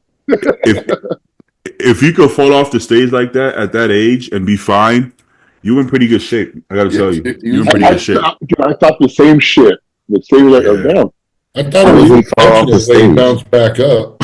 That was incredible. Imagine one of us falls like that off stage. We might not get back It's up. over. I'm just staying there. I'm gonna just stay Yeah. on the ground. You saw Good Vito and Good Vito. It wasn't an accident. He purposely jumped off the stage and it almost cut his season. It almost finished the season. Right. Imagine. But good, Vito, I actually think it didn't even happen when he like initially got off. I think when he hopped up. Yeah. But Well, I can't jump because that's what's gonna happen. he tried to play it off, but the damage was done. The damage was done. We saw the little flinch.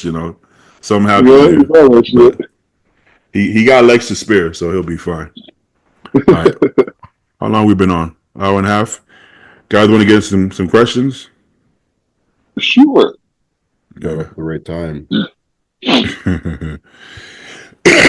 Okay. There's like 10 of these questions, so I'm gonna answer it. Where is Zayd? Zayd is at home, Date's high. but yeah, Zayd he's gonna get on whenever he's ready to get back on. He's taking some personal time of leave. But Unpaid vacation. unpaid, yeah, they're definitely unpaid. But the last I checked, Zayd is doing just fine. The thing Speaking of about unpaid vacation, when I was in Vegas, I was missing out on clients, and I was like, man, I'm really out here too long. way too long. Wait. I need to get back to fucking reality. I was like, I'm coming back. Like, you want to double up or what?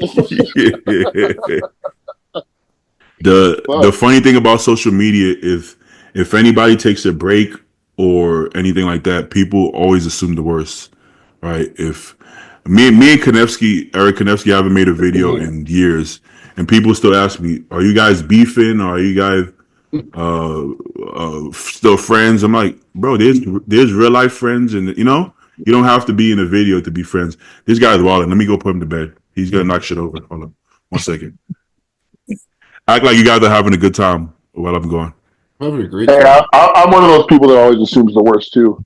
Literally, I was talking about Zayd the other day with Paul. Yo, dog, you good? I haven't heard from him either. So he's good. But What did I miss in this random earlier, conversation earlier? it was stuff that you don't like. We are just talking about deep stuff. Oh That's yeah, what you chimed never out. mind. You came on the perfect time. Yeah, What you do? we talking about stress, anxiety, depression, all that fun stuff. But If you don't acknowledge it, it's not real.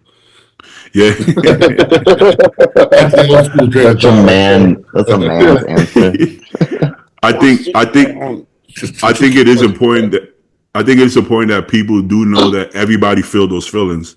That it's not just unique to one person, because I think some people think that way. I always say my older brother. I think he feels like sometimes I feel like he thinks he's the only one that goes through shit. Just because just because he talks about it, but not talking about it doesn't mean you don't go through shit. You know, you have to understand that. There's a video with who I don't remember the guy's name who's going for that world record bench press, like raw bench press. Which Julius, is, yes. So Alex. okay. So I guess he decided to give this speech in front of everybody, and Ronnie Coleman was there for whatever the event was. You see Ronnie on the side, and he's talking about, like, he starts opening about deep stuff and his mental health and all that stuff, and how he really struggled with it, this, and that. And then you see Ronnie Coleman over there, like, this fucking guy. All uncomfortable. He's like, what the fuck is that? He's like, Like, are you gonna bench press, bro? yeah. Ronnie is old school. I Yeah. watched a podcast with Brian Dobson, and he was talking about Ronnie had injured something, or the lat, tricep, some shit, and he was in really bad pain. And he didn't want nobody to see, so he kept working out at home. And Brian would call him like, "You okay? Why don't you come to the gym?" "Oh no, I just lying low." So he went to his house to check on him, and he's watching Ronnie like limp around and work out. He's like, "Are you sure you're fine?" "Oh, no problem, I'm good." And he's like, "Ronnie, you're not okay." So what's wrong? And Ronnie would not admit it. He just wouldn't admit that he was injured. I mean, to this day, he doesn't really acknowledge it. He's like, I'm fine. And you're like, you sure? He's old school, man. He's not about to complain for it. I'm sure he's in pain. I'm sure he's been in pain for a long time, but he's just like, no, I'm good. Life is good. And I'm like, that's a good that's a good outlook, But that man, he will not acknowledge that shit. Yeah, I'm depressed too. What you want to do? But not that I think it's healthy, but I kind of respect that for some reason, even though it's not a healthy thing to do. I get, as long as his family and close people know what he's going through and can be there for him. That's all he doesn't need to tell us. But part of me respects that old school shit, but I don't necessarily think it's the best way to handle it. But more power to Ronnie. Shout out Ronnie Coleman. All right. What's the next question? Is Carlos the biggest dark horse in 2025? Is he a dark horse, or do we know that he can be? Well, what do you consider a dark horse? Someone that's going to shock the world? Because I don't think it's going to be a shock if he comes in peeled. Like, so damn, like that's what we kind of expect looking at him. That's what I would consider a dark horse. Somebody that most people aren't expecting to do well, upset people. You know, I think we expect him to do really well. How well he can do is going to be up to how shredded he is, right? But Like, is he a to dark? me, Martin Fitzwater was more of a dark horse. I Like, think you so. didn't know he was going to do that well. So I expect him to do good, No. but not like, holy shit, he did that well. I Yeah, expect Carlos to kind of do that me, well as long as he comes in peeled. me too. And I mean, from all the posts on social media, other people sharing, I think most of us expect him to do well. Mm-hmm. Not like beat Derek well, but like right after Samson, Derek, and Andrew, I think we're expecting, if he's at his best, that he could be as high as fourth, right? I think a lot of us think that. I What do Yeah. you feel guys like think? his conditioning has been as good as Samson's has, I right? agree. I agree. Like, I, I, I think I his agree. best showing, because he's competed in Texas Hmm. in 22 Hmm. or no, 23, right? Yeah. And then what is he? He hasn't competed since then, has he? I think that was No, yeah. So if that was his most recent best showing, and it was, not full condition, but like pretty comparable to Samson, how he won the Olympia. Admittedly, I he's would like agree. 5'6", so that's a I big agree. difference. But like, who else looks like that? I don't even think Andrew at that show was in much better condition than Carlos, if at all. I just think Andrew has a certain skin texture that looks very presentable. Yeah, But like body fat wise, I can't even say Andrew was like noticeably leaner than Carlos. I think Hunter was actually at that show. I think Hunter's probably leaner than all of them. You know, yeah. But yeah, I don't. Yeah, you're right. It's like if you have the shape, structure, and muscle bellies, you can get away with less condition. But I think the for IFBB has him, made that clear in I in think the so. last year or two.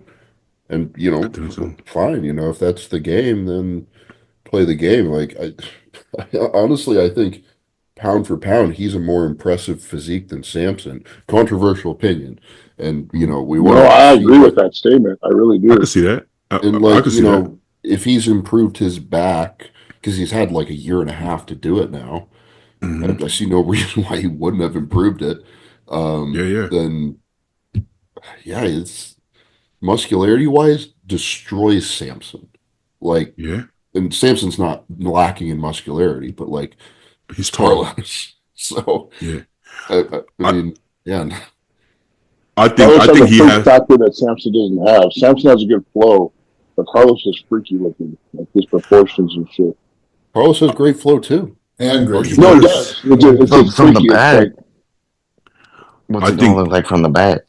Yeah, that's the that's thing. Is like, that's has he gonna brought be. up his back enough? Because I just feel like his limbs are overpowering his torso, and it's just not gonna like Samson is complete in a sense. And I think he's a little freaky from the back with his like lower body. Hey yo. But Ricky from the hey, man, hey yo, I need a nap. I need to take a nap.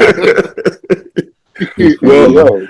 if I'm being complete, I mean, okay. Listen, Samson's Mr. Olympia, so Samson is the man right now. But I would argue that Carlos has all the strengths that Samson has. I just think because Samson is a bigger person, that Carlos would probably need to be in better condition than Samson. Well, okay, so if you talk about beating Samson, that's a different story. But for him to get like really high placings, he would probably have to be harder than Samson just because Samson is a bigger person. And I think Samson brought his back up to a point that it's not a weakness anymore. I don't think it's insane, but also who has crazy backs, like really crazy backs besides Derek, right? So it's like your back Yeah. only has to be better than the people you stand next to. So Carlos does need to bring up his back, but I think he has all the strengths that Samson does. I think he's a little bit more freaky though. I got to be honest, a little bit more freak factor, I would say. I'm You're just That's what I'm totally freaky. saying. biased. It's like he has that muscularity like a Nick Walker with the waist of a Samson. Yeah, yeah. Now, as long as he gets freaky from the back, then he's good. I'm trying to get freaky from the back. We all try to get freaky from the back.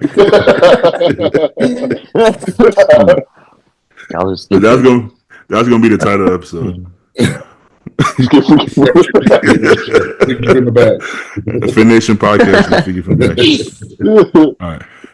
What does Andrew Jack have to do to be top three? Be more conditioned or better posing? Fix his side chest. I say both. Can you Oh, imagine having such a good chest that your posing makes it not look as good? Yeah, it's strange. He just doesn't look impressive in that side chest. He doesn't look big or impressive, but he is. He's huge. I know that's the thing. It's like crazy to me that he he doesn't kind want of to fix it. reminds me of like Sean Roden's posing, like non-effortless. Like he's not Yeah. trying, and it Hey, shows. Yeah, but Sean looks good doing that. Like he Yeah, looks very poised, right? But Yeah. yeah, it's like different. like Sean looked more flowing. Like he flowed better when he posed. But I couldn't tell if he was flexing or not, man. Like, it was hard to tell. It looked like he was just going like this. I'm like, you flexing? Holy shit, you know. But Andrew's the same way. I can't tell if the man is flexing. He's just like he just stands there. You know, it's crazy. But yeah, the actual. I don't know if the judges mind that as much, but the way he actually hits the side chest is just not conducive to his physique. You know. You Maybe think it has a anything little. to do with overall presentation from morning show, night show? I agree. I agree. I Well, think there's a certain level of professionalism there as well. You know, I don't care if your music fucks up. Let's fucking finish the routine. You know what I mean? it happened. It happened. And Breon's music fucked up, and Yeah. Breon still he shook his head for a second, but he graced the stage like usual. You know, you have to. When you're at that level, I think every single thing matters. I That's my agree. I opinion. agree. It's my opinion. Imagine how that posing will look standing next to Hadi, because nobody poses more emphatic than Hadi, right? Imagine Hadi is fucking the way he poses like that, and then you just kind of like it just wouldn't. It wouldn't come across well. Hadi hits them poses hard, man. He lets you know he's hitting that shit, man. And if you're in the way, he gonna move you out the fucking way. You know, he don't play around on that stage, and he gonna get his steps in. He don't care if they tell you stay on the line. He's gonna step up anyways. You know, so You think it's because like he's Andrew's just like, man, this is low key lame. I'm just trying to win. I think Probably. I don't know if anybody wants to win more than Hadi. I gotta be honest. I don't know if anybody wants. Like, I Yeah. never look forward to posing in front of people. I just want to win. But I mean, I'm not gonna do it like emotionless, I guess. Yeah. I think if Hadi had the chance, I think he would poison your chicken and rice to win that show. I think if he had to, I think he would do anything he needs to do to win that show. Honestly, I don't think there's anything that he would no length he wouldn't go to win that show. That's at least the vibe I get just from watching him, you know, perform. He's pretty hardcore. Yeah. Yeah, he's pretty hardcore, you know. But so don't leave your food around Hadi. Yeah. I would. I might need to adapt that myself. I remember I kept telling Janicki that I was gonna do something. I was playing around him. I was like I was gonna do something to sabotage him, and I kept saying it. I felt like toward the end, and he was starting to get annoyed. Like I kept saying I'm gonna do this. But that's my boy. Shout out Janicki. All right, 5'10".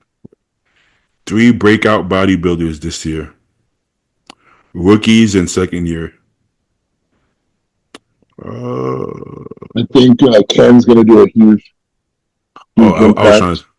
That was trying to dude you think of had on the rookies. podcast, the Oh yeah. what's his name? Tofik. Yeah, that one. He tore his pec, and then he went and tore his adductor today. Who? Tofik? Tawfiq. Oh, How God. bad are we talking? How bad of a I tip? haven't seen it, but Oh damn. I'm Wait, sorry you to tore hear his that. pec with this after the interview? After the podcast? yeah, it was after you talked to him. Damn. See, I think He this is the same thing that I run into with my clients and me as well. You know, you come off the show, you're feeling great, the food starts coming in, but all those cutters are still in there and you're still real dry. You can't push too fast, too hard, you know? Me and Paul literally just talked about this yesterday night. That people don't know how to train after a show and they train stupid. But we've done it ourselves. But Oh, of yeah. course, yeah. Takes like But 5 weeks. It's not like a 2 or 3 week thing. It's like you got to just kind of yeah, ease into it, you know? That guy's form is like perfect, isn't it? Isn't it like textbook form? Yeah, but that doesn't matter when you're super dry and the food's Yeah. coming back, you know? That's a good point. Yo, you know what's funny? I've actually seen more people, not to say that this is right, causation and correlation, right? But I've actually seen more people get injured with perfect form than with sloppy form. I swear to you, I I'm just dead thought about serious. that the other day too. I was like, because every time I've gotten injured on anything, it was The trying to be negative. perfect. It's always on the negative, right? Okay, have you ever seen somebody tear their chest on the fucking eccentric part? You ever seen somebody go like this? Oh, Ah! Well, I just saw, It's dude, I just saw it and it was the worst thing I've ever seen in my life. I'm traumatized, literally. But like what he was doing, because he usually just kind of basically like he'll just hover over his chest and press it so it's all arms. But there's a bunch of powerlifting kids that had like signing up. So he tried to like kind of like sink it a little bit and then kind of uh-huh. like a technique type. And when he Yeah, went yeah. up, it said boom. Oh my God, bro. Oh, It was the yeah. worst thing I've ever seen. There was See, another kid that competed at nationals. I think he was a middleweight. He was like eighth or ninth place. A week later, full pec tear. Great. He was on rep 5. 315, nice and controlled. Rep 5, just it went just like This that. is off topic, but what happens if you don't get surgery from a major pec tear? it's It depends how it looks. Yeah. it stays like, yeah, It Well, just, it just have stays you? like It shriveled. stays short. Have you seen you know Devin Physique? Who that is? yeah, tatted He up was dude. the Yeah, he was with Shreds a long time ago. Yeah, He tore his chest on dumbbell and didn't get surgery. So yeah, like like Joe said, hey, that bitch is like this. It's like it starts halfway up his chest, but you you can know. still function later on, like a year or two later, and While Your you're at pec it, won't train. really do anything. It can't contract. So it's like all that load is going to be on his front delt and Somewhere everything else. else. Yeah. He trains normally, but that pec doesn't necessarily Work. grow. He just poses around it. You can't tell unless he tells you, or if he is the most muscular, you'll see it, but he just doesn't. You know, so it's one of those Like things. the nation's owner tore his tricep, the long head, and Yeah, it stays up. Like he'll do triceps, but he can't even. There's no contraction. It's just yikes.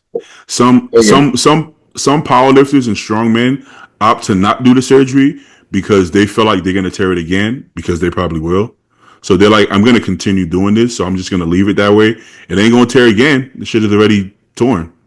So wait, they'll just leave it. wouldn't The that thing about like how much that's going to prevent you from actually contracting and producing any force with the that's what I muscle, was right? If gonna say. it's not physically Yeah, attached. I don't. I don't think force wise.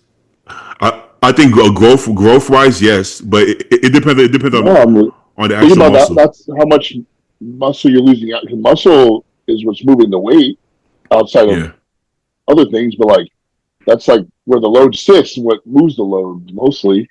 Yeah. Okay. One example I have is Larry tore his bicep and opted for now surgery, and they told him that it won't affect his strength, and it hasn't. But it So I didn't. don't It know didn't. He tore part of his bicep, not from the. So he still from has the this. origin. He has like no No, brachialis, right? it tore from here. It tore from upward down, so it's halfway down his arm. Is it still attached to something? I would assume so because he could flex it, so it has to be still Right. attached to something, I guess, right? Well, not I all But don't like, these say know. pec if tears, you not tear all it from these the pec, bone. Yeah. Sorry. some of the pec tears are 100% torn too, right? So you'll still get a little bit of movement, but you might have like 60%, and they'll be like, so you'll still get that look, but you can still have strength, right? Yeah. Yeah. 100% torn, I think you got to reattach it, otherwise you're Something have that, but yeah. I'm not a surgeon, so I can't say for sure. Just going by people who haven't got it fixed and they're still strong, I'm assuming it depends on the tear. I don't know if maybe if it's a muscle on muscle, if it's the muscle tears in the belly, then maybe you're fine. But if it tears from the tendon, I can't see how you could do anything. Like if your quad, like Evanson Zapani tore from the tendon and he couldn't stand up, right? Because you probably can't use the muscle if the muscle is fucking That's not there. right. Yeah, so I would say it depends on the tear, right? I don't know. Yeah, it's gonna be per person dependent. I would assume, you know. But so you also have to do it quick because if you wait, sometimes it heals torn, right? yeah. So then you're not gonna be able to now rip it back up and then yank it. You know, it's gonna Like be a mess. his left pec went because I was sitting right behind him, so I had view of the pec. His pec went snapped, and the load of the bench, it was like 455, I think. It went over on this side. This side snapped too, and his tricep got hit, like hung up on the safety rack, and his whole Yikes! like instantly his tricep was like that big. So it's for, like He thinks he Horrendous. tore his tricep and both. It was literally the worst thing I've ever Oh, seen in my life. But That's the day disgusting. after, his biceps were bruised. Like his pecs never bruised. It's like his Wow. arms did. That's disgusting. That's disgusting. Wait, he if you took tear, both if pecs. Both pecs, because as soon as So it it must, and then happened, that load went on this side, huh? So, yeah, like he oh, man, the cry, not the cry, but the cry out he made was terrifying. And he was like, it's both. He's like, I heard them both. I was like, fuck, man. that's, but the oh, danger of that also is, imagine how much internal bleeding you have. There's blood dripping all over you, all that's what over I the was place. thinking too, man. You That's know that's who else It's Mm, insane. like tore their dangerous. pec? It's like, Um, my gym owner, and he's like a gangster. So the next day, he's doing normal shit. Oh no, He's don't do like, that. look, nah, like you need to go to the hospital, bro. I'm Like, like, Yeah, dude, don't do put your that. fucking arms down. What are you doing? Dudes dancing But and shit, crip walking in the gym. yeah, like he's I guess that's like the man way of just, getting over the nah, pain. that's just being a dumbass. Like, Don't do that. Don't I get that mean, shit ain't fixed. nothing, man. Ain't yeah. nothing manly about that. Like, But he's Yeah. just he's just doing normal stuff like pushing doors like, hey, you can't put like Oh, yeah. doing Don't. shit like that. But That's what you don't want to do. Yeah, that's what you don't want to do. Yeah. you What you guys said, know Stu? Vincenzo? Oh yeah, I know Vincenzo. Yeah, yeah, he was he on. just tore his He just chest tore his back. I don't know how What severe. the fuck? on 405. Yes, Flat everyone benching. On rep. Don't do that, people. Don't fucking flat bench. literally. Vincenzo is like 320. Why is and he had a huge chest. Why is Vincenzo flat And pressing? I feel like incline bench is even worse because it's like straight I ripping. disagree, actually. Yeah, I think for that's me, I do the too. position for your some shoulders people. and pecs to be in. Like, and you tend to hold that, like, because if you're trying to keep yourself like with an arched back on a flat bench, it's a little harder than if you're on an incline bench. Yeah, I, yeah. I've Yes. I've incline benched for a while, and like I don't know, I feel comfortable on it. Me I'm too. very comfortable. Me too. Very Now, comfortable. granted, some people don't. I I do know don't. some people. Yeah, I do know some people who tell me they feel so much comfortable on a flat and decline versus incline. Flat and decline fucks me up. I'll never Same. touch that. It's Same. because you're Incline. stretching so deep Oh no, that I can't and fuck your with that. wrist can't really So rotate to accommodate that, and A lot of I can't do scapula. that. A lot of I, scapula. I, I always Smith incline. So I Mhm. just like, I'm in full control of what I'm feeling. So like, there's some days where like, I know all of us get really tight up here, Yeah, and yeah, if we don't get any work done right, so depending on how tight I feel, is how low I allow myself to go and how much weight I actually use that day. So yeah, yeah, I'll change the whole game if a lot of the time this side likes to get real tight on me, and yeah, if I yeah. feel like I'm gonna overstretch and touch my chest, it's not worth it. So I'll just keep it like three plates. When we were smaller, I think we had more mobility where we could protect our shoulders when we flat benched. We can't do that shit no more. So we're like on the bench and we're like so immobile that we just feel shitty, you know. Where I think the incline for us, it gives us more leeway to kind of fake the mobility a little bit more because I have to have my elbow under my wrist. And sometimes I can't really get it, you know. Even shoulder press, I have to incline when I shoulder press. I can't fucking shoulder press fucking straight up like this. I just don't have the mobility. I just feel like you can retract your scapula a little easier up here than down here. Like yeah, Yeah, just, yeah. just the way But the load Yeah. sits on you. these things are lifesavers. If your shit's tight, just like go up against a wall and roll through your pec and your front delt. I literally Yeah. just got one of So those. much better. Yeah, I I did do that it on before my my last my test set. back. You're shit wrong. like that This is annoys for me. this is for the back. You flop around on the ground. Softball. Yeah, I need to use a softball because like I mean, most of us probably have this problem. Like this is too small. It just Right. gets like Yeah, sucked into your back. but So that's like perfect for here. Right here. Yeah, yeah, yeah. But I have had clients tell me exactly what Lisa said. They're like, the incline wrecks my shoulders. I feel so much better on the flat bench. I'm like, if you're completely sure you know what you're talking about, then go then go for it. I feel like people go too wide on their benches, so it's Okay, not comfortable to sit Yes. into your lats. you need I okay, to see it okay. all tuck the your time. elbows in. Yes, I actually learned that Dang. from Mark Bell, believe it or not. Of everybody. That's so funny because like he was a equipped lifter and they go super wide and like out Yeah, yeah. there. So Yeah, he yeah, talked yeah. about, so we made the slingshot, right? And it actually makes you tuck. So let me try this.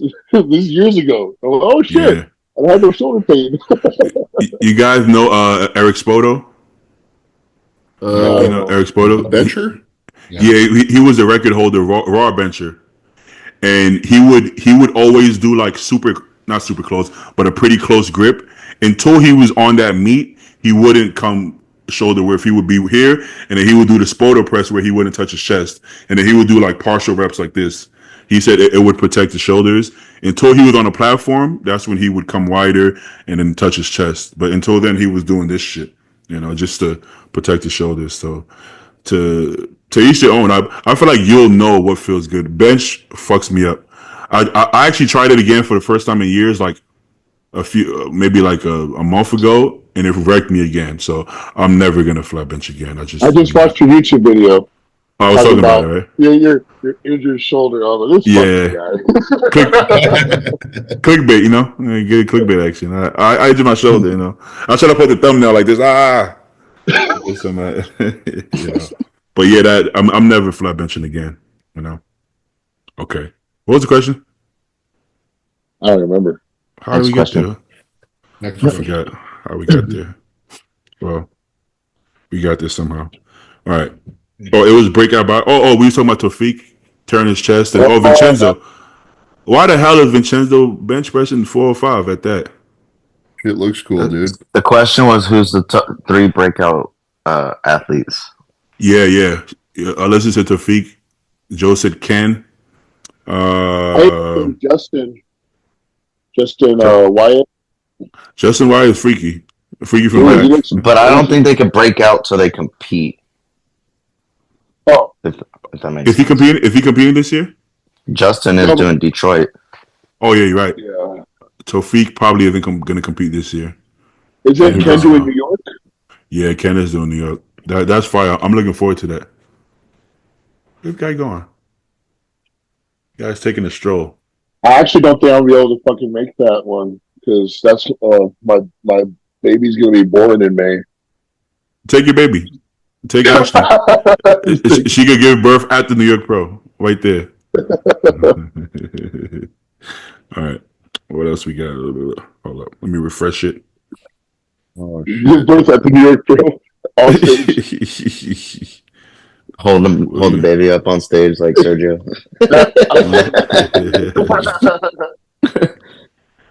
How big do you think you can actually get on a vegan diet? You get real fat. Oh, okay, so tell me why, like all these vegans and vegetarians, they do get fat. So I'm like, what the fuck is the purpose of You this? are what you eat. If you can't eat meat, you're not going to be a lean piece of meat, basically. Yeah, the way that if you're actually like doing it right and trying to get complete amino acid profiles out of all these different plants, you have to like basically end up eating a lot of carbohydrates in order to get that in. Right. Unless you're, consuming a lot of like protein powders that are distilled from all this different shit. So, it's just a ton of carbs. So Yeah. so the argument has been, right, like as bodybuilders we would say, well, if you could do it, why hasn't anybody done it? And then people give random examples, like there was this guy back in the 80s, and then it turns out that he would still eat fish, so it's like, well, then that's against the point. So this bodybuilder did try it, Jonathan Irizarry. You guys are familiar with him? So Yeah. he was like, nobody had ever actually tried it to see. So I'm going to go into open-minded. Right now, I feel healthier. I look good. I'm going to try doing a full prep vegan with off-season and everything. And I think before he went vegan, he took second in the super heavies, I think at nationals or one of those shows. Then he did a full vegan diet, off-season vegan prep. And then he got, I think, third call out. So then but he kept it a buck. He wasn't going to bullshit. He said, I tried it. It was a disaster. So I'm going to introduce some protein, some meat back in. You know, it wasn't. I like the fact that he wasn't biased. He wasn't trying to convince anybody one way or the other. He was honestly just wanted to try it because he liked being vegan. That's as unbiased as you get, and that's what happened. So that should answer the question. Most people would be too biased to actually do the experiment fairly because you would have so much. You would try to prove your point. He had no point to prove besides let's see. And we all Ghana built his whole physique off of eating meat though until that point too though. good point. So it still wouldn't even if he would have won, does it really count if he already built all that muscle? You know? Like competing So- in a natural federation after you've been on gear for 10 years. Well, your cells I got have a been question. changed. Who the fuck asked that question, and why do they listen to this podcast? Yeah, Are you like vegan? why would you even want to do that? You're And not welcome Jonathan, If you're not welcome.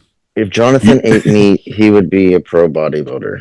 I mean, I think he is a pro bodybuilder. He just never claimed it. John likes to experiment. The only reason I think he's not pro, he got been pro a long. I mean, we're talking about 8-9 years ago. He got been pro. Yeah, literally. I think he prefers experimenting more than being pro. Like Boston. I think if Boston actually was on point for those 8 years instead of just ups and downs, I think he could have been pro as well. You know, but I think some people like experimenting more than he makes a really good coach. I'm pretty sure he coaches people. Yeah, Because I think that's his little niche is just experimenting to coach clients, travel the So world, and he can tell you exactly what to do and what not to do based off his own experience. You know, so yeah. That's what he does. You know, that's what he does. More Do a power vegan to him. diet. But yeah, granted, even if he would have won, it still would have been unfair. But I think that shows you how much you need protein from animal sources.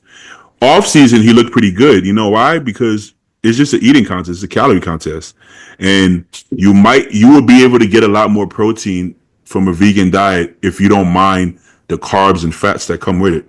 But when you're trying to drop carbs and fats and get pure protein, that's what you can't do. You know, people are going to argue that, well, you could eat this and that. I mean, it's how it I'm works. curious if you could, like, I mean, you'd be consuming a shitload of vegan protein powder, but like, assuming they actually do a good job of making a complete amino acid source of like vegan proteins, like, could you actually do that? I don't know if Izzy was doing that, but I just feel like it doesn't give your muscle the same look as like meat. Like if you were to switch your meat into shakes, what would your body look like after a couple days? Well, Hunter Labrada, right? Yeah, Hunter Labrada's look completely changed when he started actually eating. It Yeah, looks a lot better, a lot tighter, a lot fuller, a lot fuller, better. rounder, more Yeah. dense. Everything. I mean, yeah. I'm pretty lazy and do more shakes now, but I notice when I'm doing the meat, I'm like better pumps, better workouts, look better. Yeah, when I eat, like, so right now 3 of my meals are red meat, and my performance and my looks always way better when I do that. You see? Hey, y'all think Phil Heath could have turned pro vegan? No, Kitchen Pronetti. I think Phil could have turned pro vegan. nowadays, yeah, first try. Yeah. I think so. I think he could have. He would have looked a bit softer, but still would have been better than everybody else. You know, could he win Mr. Olympia vegan? I don't think so. Wait, is Honey's Honey considered vegan? A vegan? I think so. It is. Yeah. As long as he got Honey Sunny. Because it's an animal product. Honey, son. Wait, yeah. If you're, I guess it depends how vegan you want to go.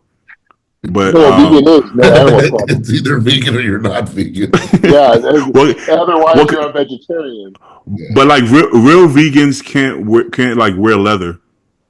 You that know? makes life way too difficult. Dude, I'm sure that That's there's too like difficult. like every religious debate, there's like a purity spiral where they're like, I'm more vegan because I don't wear leather. Well, I'm more vegan because I don't even Yeah. like cows. Like, it's just like, who can be the best human? I don't even look at cows. Well, it's a religious belief system. as much as it is a diet. You know, That's true. That's because these true. people don't have It's like God a in cult. Y'all think Phil could beat Kai Green vegan? No. I don't think. I don't think them. so. I was eating like a pound of meat a meal. That shit when he was with Oscar, bro. Some of the shit he did to get big was insane. He was getting. I heard he was getting close to what 900 grams of protein a day. What the fuck? Yeah, that doesn't make sense. Yeah, that's insane. 20. Jeez. Yeah, to physically get that down, that I think that would ruin your gut. Can And you I even feel like afford that? That's a lot of explosive. I mean, well, that's why he was in the projects because he was He using was all his eating money for. that beef carnivore protein powder. Yo, Hey, Muscle why man. why you think he had a muscle meds contract, won 2 Arnolds, and was still living in fucking in the hood in Brooklyn? All his money was going to fucking protein, man. Oh man, barely. that's why he didn't have no money left. All right, let's see. Do y'all think he was a better bodybuilder with Oscar or with George? Joe. Falling I back. I'd have to see the I, looks, honestly. I thought his best was 2010, 2011. No, 29, 2010, 2011. I thought his best was with Oscar. Condition wise, for sure. I think with George, he was bigger but softer. I don't think that trade off was conducive to beating Phil because he beat Phil with Oscar at the Arnold's, but then he kept getting bigger and softer, and Phil was getting bigger No and matter still what, hard. personally, like, I think Kai Green is an incredible bodybuilder. I just never liked his look. I just didn't like it. You know, like the way it flowed, Yeah, nah. it didn't flow super well, especially the longer he progressed, it didn't fit super well. Yeah, I don't actually believe he ever deserved to beat Phil. That's how I I always would felt. I would argue even at the Arnold's, I had Phil beating him at the Arnold's myself. It's just the look. Like, I just think that Phil's look was just too, like, perfect. Polish. Yeah. I will say at the Arnold's that he beat Phil, I think he was bigger and harder than Phil technically, but I still thought Phil looked better. I just think it's a better look. That's why. Yeah. But later on, he was just bigger, and Phil was better in every other way. So, one of those things. All right, let's do one more. Yeah, I never knew a bodybuilder with that was that huge that didn't have crazy huge traps. So, like, he didn't have big traps. It was weird to me. No, he didn't have big traps. He didn't have a big chest or big forearms. He Yeah. had crazy legs, crazy back, crazy shoulders. Yeah, crazy glutes. He was freaky from the back. Freaky from the back. He got me. Freaky from the back. He got me beat. Joe was waiting for that. I saw Joe getting ready. Freaky in general. Yeah, Kai. And I've never seen anybody that big move like that. The man can That was move. impressive as fucking Take shit. notes. Yeah, Steve didn't like that. I remember he used to guest pose at the East Coast shows, and I would look at Steve's face, and Steve wasn't feeling it. Like if he would he would be twerking and hitting splits and shit and handstands and gyrating. Steve didn't like that, but I think the fans loved it, especially the girls. The girls liked it. They like seeing that. You know, uh, I thought it was entertaining. I could have done without some of the moves, but I thought it was The entertaining. headstands. I didn't like the dramatic moves. I think sometimes he would hit like a worm, and I thought it was a bit much because he has such a But good physique. his routine at the Arnold was dope. That When was he fire. did what was it, that designer song? That was fire. That was fire. Yeah, that was dope. I think he learned how to hit more poses within the routine and show his physique better. And I think that was the best his posing got when it was still a posing routine. It wasn't like a stripper, basically. Yeah. I think that's when it got better. Exotic performer. Yeah. And not to put Kai on the spot, but when I was bouncing in Manhattan, and then we would have like the we would have like the bachelorette parties, and the gay strippers would be there. Kai would always show up when they were.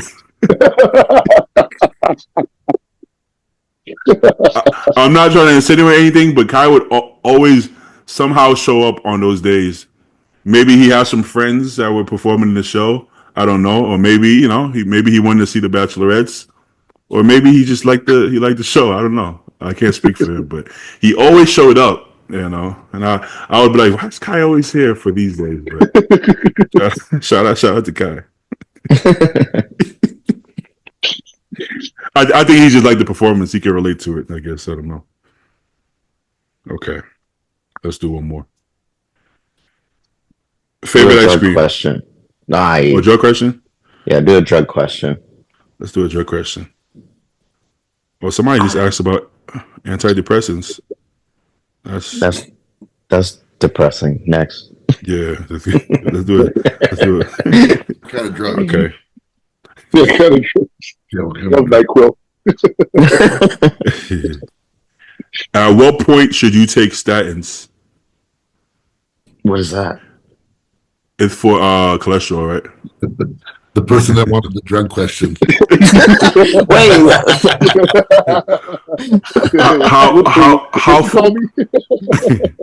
How fucked up does your cholesterol have to be before you consider statins? I got decent cholesterol. I got bad blood pressure. That's my forte. Yeah, I'd ask your doctor. I mean, if you're, my experience with them has been that like very low dose is enough to like fix the problem. For me at least, like my LDL's never out of range anymore, even on like plenty of drugs with just like 10 milligrams of atorvastatin. So I basically was taking all of the cholesterol natural supplements over the Citrus bergamot. Citrus bergamot, shitload of that. Did it do anything? Yeah, it definitely helped, but it wasn't sufficient anymore. And like my family has a history of slightly high cholesterol, and with what I'm doing, it's like it's going to be a problem. So plug in a drug to fix the problem, and it fixed it, and there's no side effects for me at least. Generally, they're very low side effect drugs. These are pretty good, and they're very easy with your primary care to get. Yeah. So just normal checkup, they're pretty well studied drugs, both blood pressure, statins and statins. So they've been around for ages, like 40, 50 years, I think. Probably two of the most researched drugs in the world, Yeah. And so there's another cholesterol drug called ezetimibe, which is probably a little bit better. Statins can put a little bit of stress on your liver. Nothing major, but some slight. So if you can ask your doctor about ezetimibe first. I actually tried to do that myself, and my insurance said no. They told me I had to use a statin first, and if that didn't work, they would prescribe me ezetimibe. So I got prescribed a statin instead because it's like barely cheaper for them. These are like stupid cheap medications, but that's what they told me to do. So I ended up just getting the ezetimibe from international pharmacies instead, and just self-medicating. You get it from India? You get the Indian joints? No? Yeah, that's where all that stuff comes from. Okay. One thing I notice sometimes, at least with clients, is doctors sometimes are hesitant to prescribe the medication, like blood pressure medication. Hey, my blood pressure is, I don't know, 140 something over 90. No, you're fine. And they're like, not high enough yet at that point. But like, how fucked up do they want you before they give you medication? Is what I'm thinking. You I know? live with the nurse, so she deals with it all the time, and there's a level that they'll reject people on, like coming in for Okay. at a facility. It's like 165 to 170 Okay. over. Okay. So they're not really calling it extreme until it's more than that. It doesn't mean that Okay. you Okay. should not be on it or have lower than that, but Yeah. I think they just have their buffer lines that they've created in the industry. And That makes sense. 140 is typically like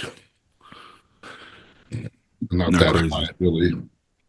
Just take a couple Anadrols and hold your breath before you And take then it. go bench press. Bear down real hard, yeah. They're gonna call for backup. Call fucking 911. Get this man out of here. You know. But you'll get your medication.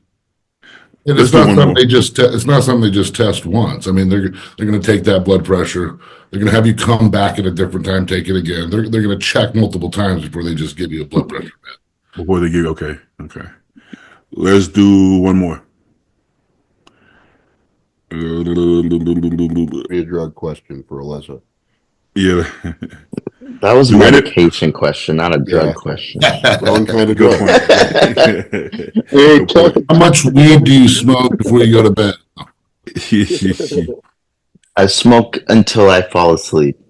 Oh, there we go. Do you guys prefer high test or high anabolics? Both. I'm natural. I'm natural.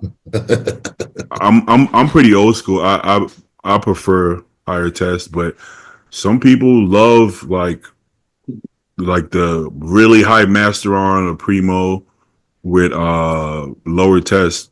I don't see the point of lower test. Just take the, like Stu says, just take the high primo with the high test. I mean, as long as your health markers on check, I don't think you need to lower the test to take high.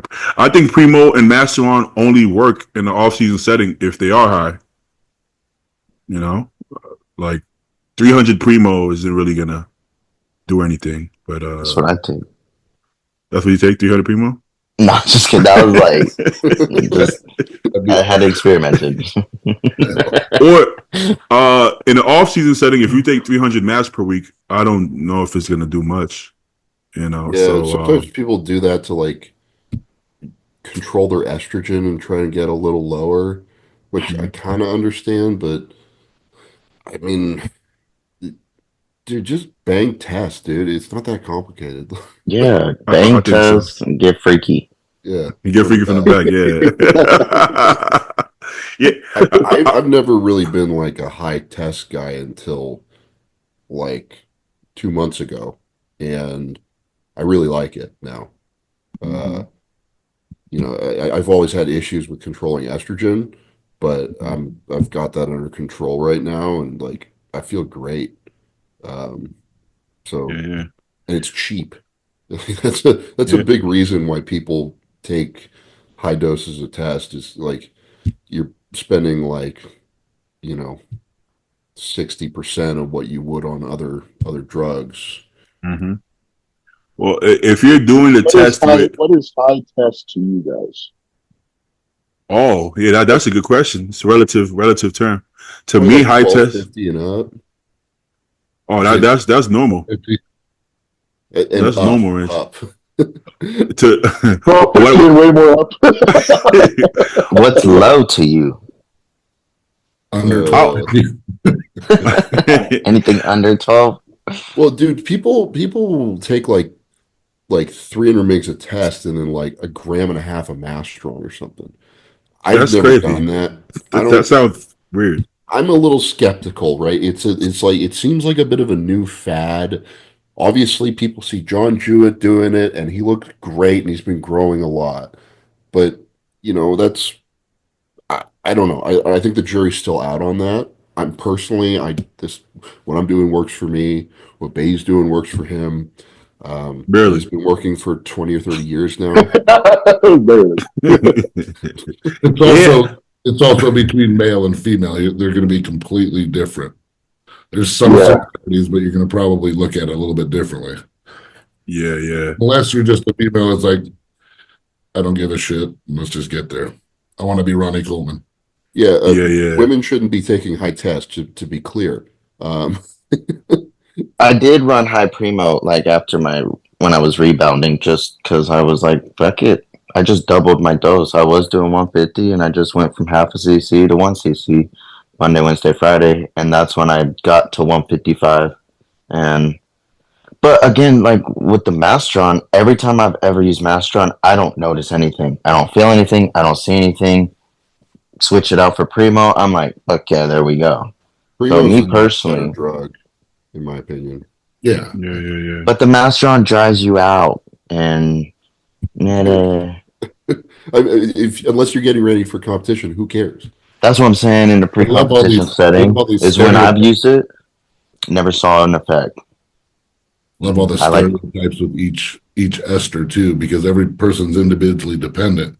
And there's certain things I can't even fucking take that people will say, well, you have to do that to get ready for a show. Well, I can't even fucking take them. So Right. Yeah. I think, or do you guys think that sometimes people assume something is going to happen, so they think it happens? Like, Yes, because they're hearing what people are saying. Mastron dries you out, so you got to use mast with the. exactly. If you're doing cardio and you're sweating and what you're using has you lean enough, you're gonna dry out. Yeah, One, because I'll hear people say, "Yeah, I did Master on for a couple of weeks, and my elbows are in so much pain," and I'm like, "Yeah, but bro, I see you shoulder pressing 3 plates pretty often. with Maybe horrible form. that might have something to do with it, you know? Well, why do we assume it's the Master on, you know? Or when I take EQ, I just get so anxious. I'm like, when do you take EQ? I like it. I added it about 12 weeks out. I'm like, what else you do? Well, I do train and Anadrol with it. And I'm like, wait a minute. You don't think it might be a combination kind of thing, you know? And your girlfriend, I don't know your girl that well, but she looks a little stressful. Like she looks like she could add some stress. She looks like she adds some stress to life, you know. So I think sometimes you tell yourself things are gonna happen and you anticipate it, and then it kind of happens because you're fixated on it. And there's so many other factors that go hand in hand with it that I think is, you know, I never felt. Huh? Go ahead. I never felt my elbows hurt from Masteron. My elbows hurt in prep sometimes, but there's a lot of reasons. And I never felt anxiety from EQ, but I felt anxiety before because shit, life is hard, you know, and steroids and steroids kind of, huh? Did I tell you about Paul experimented for this last show we did? He took something more than he normally does to come in as dry as possible. And on stage, he hit a Krabos muscular, like he hit it fucking hard, like Hottie Cupid hard, and he popped some shit in his shoulder on Too stage. dry. What? Oh, there you Too dry. He got too dry.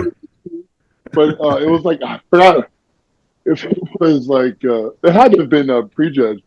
It was like the last time he was on there, he hit a Krabos muscle, he hit really hard. And he said he felt something pop in his shoulder. Hey, Dark, you know what you did work? Was it Halo, Winnie, or Trent? It was Winnie. Oh. I like Winstraw. Hey, but prerequisite, Paul has some fucked up shoulders. So just that extra little bit of drag is really. I don't know if I feel a huge difference from any specific compound. Like if I add a compound, like whoa, I'm so much drier. I've never really felt that, you know, per se. Trent, I think you look different on Trent for sure. You're fuller and harder and shit. But other than that, I guess I wouldn't know because I'm running Winnie for like 8 weeks. So is it oral or injectable? Oh no, I do oral. Yeah, I mean like you fucking freaks. The oral Winstraw is when I start seeing glute striations come out. Like Primo Anavar doesn't do it enough, and then when I add Winstraw in, I start seeing glute lines come out, and then I'm a little bit more motivated, so I probably work harder at that point. But I See, love Winstraw. the thing about all these drugs, right, is like there's so many moving pieces in the last 4 or 5 weeks of a prep that like Mm-hmm. it's hard to attribute anything to one thing or the other. Generally speaking, if something fucks you up, don't take it. Figure out another way to get there, and just kind of have everything in play. You Yeah, know. yeah. Now, if something goes wrong and you're trying to like diagnose like what in this medley of shit that I'm taking is causing this problem, that can be challenging, right? And you're gonna have to like go back and look at like, okay, I started taking this and I noticed this started happening and try and parse it all out. Um, but yeah, it's hard to say one thing or the other most of the time. And To it's a little pinpoint. different for Alyssa, right? Because she's probably not running Winstrol for 8 weeks. The Yeah. doses that of everything that she's using is way lower, and she's going to respond much more than we are to any given I ran it dose. for longer than 8 weeks. You're Yeah, right. bro. I ran a Yeah. low dose for like a long duration, but my coach doesn't prescribe it to me. But I like it, so I use it and I keep it in because the last 3-4 years I've basically done a guest posing leading into the Texas Pro or some show, and I basically just do a little bit of primo anavar and Winstrol for the guest posing, and then 12 weeks out it's the same stuff, and then I don't know, six Oh weeks out we shit, add in a Remedex. There's a So I'm gap in not, your jaw so long. huh? bro! That plate or Tupperware, it looked like a gun. I thought somebody about to shoot you, bro. It looked like she Doesn't turned the full of corner like chicken and that. rice. I don't know why in the back of my head Yeah, it looked like that'd be somebody turned the so corner. fucked up. She got one, so she could have been bringing one in. I shouldn't see it. I don't think I'd be okay after seeing that shit. I was thinking, I was like, I damn. would have never, you never see my face on a podcast again. Rafe, I'm like, stop joking, Rafe. Stop, get up, Rafe. Stop joking. And he's like, oh, Rafe's not getting up. No. One thing that I noticed for sure that brings in some glue striations for me, which is not much, but it does bring something out, is diazide. I pop a diazide, I start getting some lines in Pop me. another diazide. Pop another diazide. Papa Molly, fuck it. Keep Well, going. but unfortunately, they're the trade off because that drying out process sometimes can leave you on the flat side, to Flat say the as least. fuck. Yeah, so pick your pick your poison. We can't all look like Phil Heath and be hard and shredded and full and round. Honey's honey. You got to get that honey's honey, baby. I got to get my hands on some of that.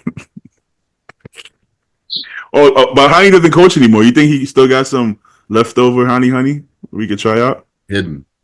You've hidden somewhere, yeah. So Derek's lats might come down a little bit this year, just a little Honey bit. well. Yo, if we see Derek's lats come down, we're gonna be like, oh, the rumors is true, So I don't know. It don't look like Phil's arms came down, so I don't think Phil was doing no honey sunny. I think that was just his arms. I met Phil when he first got started, man. That dude was huge when he was young. Yeah, he was all arms. Like when he turned pro, he was walking arms. No disrespect. Like I mean, he had body parts. He had body parts, but for the most part, bro, that dude he had like top Olympia level arms. Like it was like an amateur bodybuilder with Olympia arms. It was incredible. It was and it made him look so much bigger than he actually was. And luckily, I don't think he really trained arms as a pro. So his legs and chest and back that's pretty much all that grew as a pro because he didn't need any more arms. Shoulders too grew, but we talked about that before. The big arms makes you look more aesthetic because as his body caught up, he actually looked less aesthetic, but more balanced, if that makes sense, right? If you take away Kevin Levroni's tricep, he would look more balanced, but not as cool. Not as cool and aesthetic. Imagine Rolly Winkler without big arms, bro. We don't want to see that. We don't want to see that. You don't want to see that.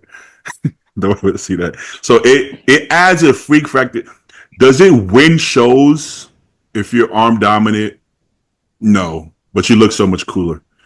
You know, arm Big dominant. arms are pretty cool. It wins our hearts. Yeah. Now, if you have everything else plus big ass arms, oh shit, you the man. That's it. That's over. You know. So, who has the best arms? Not just biceps, not just triceps. Who's got All the some- way from your forearms, all the way up to. No, you can't have shoulders. Huh? I mean, Crizzo's left arm right now, or whichever one's not injured. I think if you factor in the entire arm, including the shoulder, from wrist to shoulder, I think Crizzo. I think Right now, Crizzo. yeah. I mean, But I hope he's back at it soon. damn, who had Akeem Williams? Gus. I just think Akeem Williams. Huh? Akeem's pretty crazy right now too. Yeah. And he got Those are crazy forearms. He has bicep, tricep, and forearms. So without the shoulder, arms and forearms, I think Akeem. I think I know he's retired, but Lex Lewis had great forearms, full forearms, all that. he probably had the best forearms and calves combination we ever seen. I like maybe calves. maybe Lee Priest and Who has forearms. the I was best going to say Lee calves Priest. Of history or right now? right now? Best calves. Rubiel, but you can't see it because his quads are so big. Have you seen Rubiel's calf? Is that No. he distracts you with his quads? That's I have the to problem. see them. I'm a calf judger. Yeah. Hunter's I will go Hunter's look them calves up are after crazy. Oh His yeah, arms are Hunter. pretty damn good too. Hunter's Who's?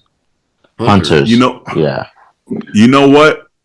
I think Rubiel's would measure more, but we can't go by measurements because bodybuilding isn't a measurement contest. If we're talking It's about the- visual, The look of it. I think Hunter. If we go visual, right?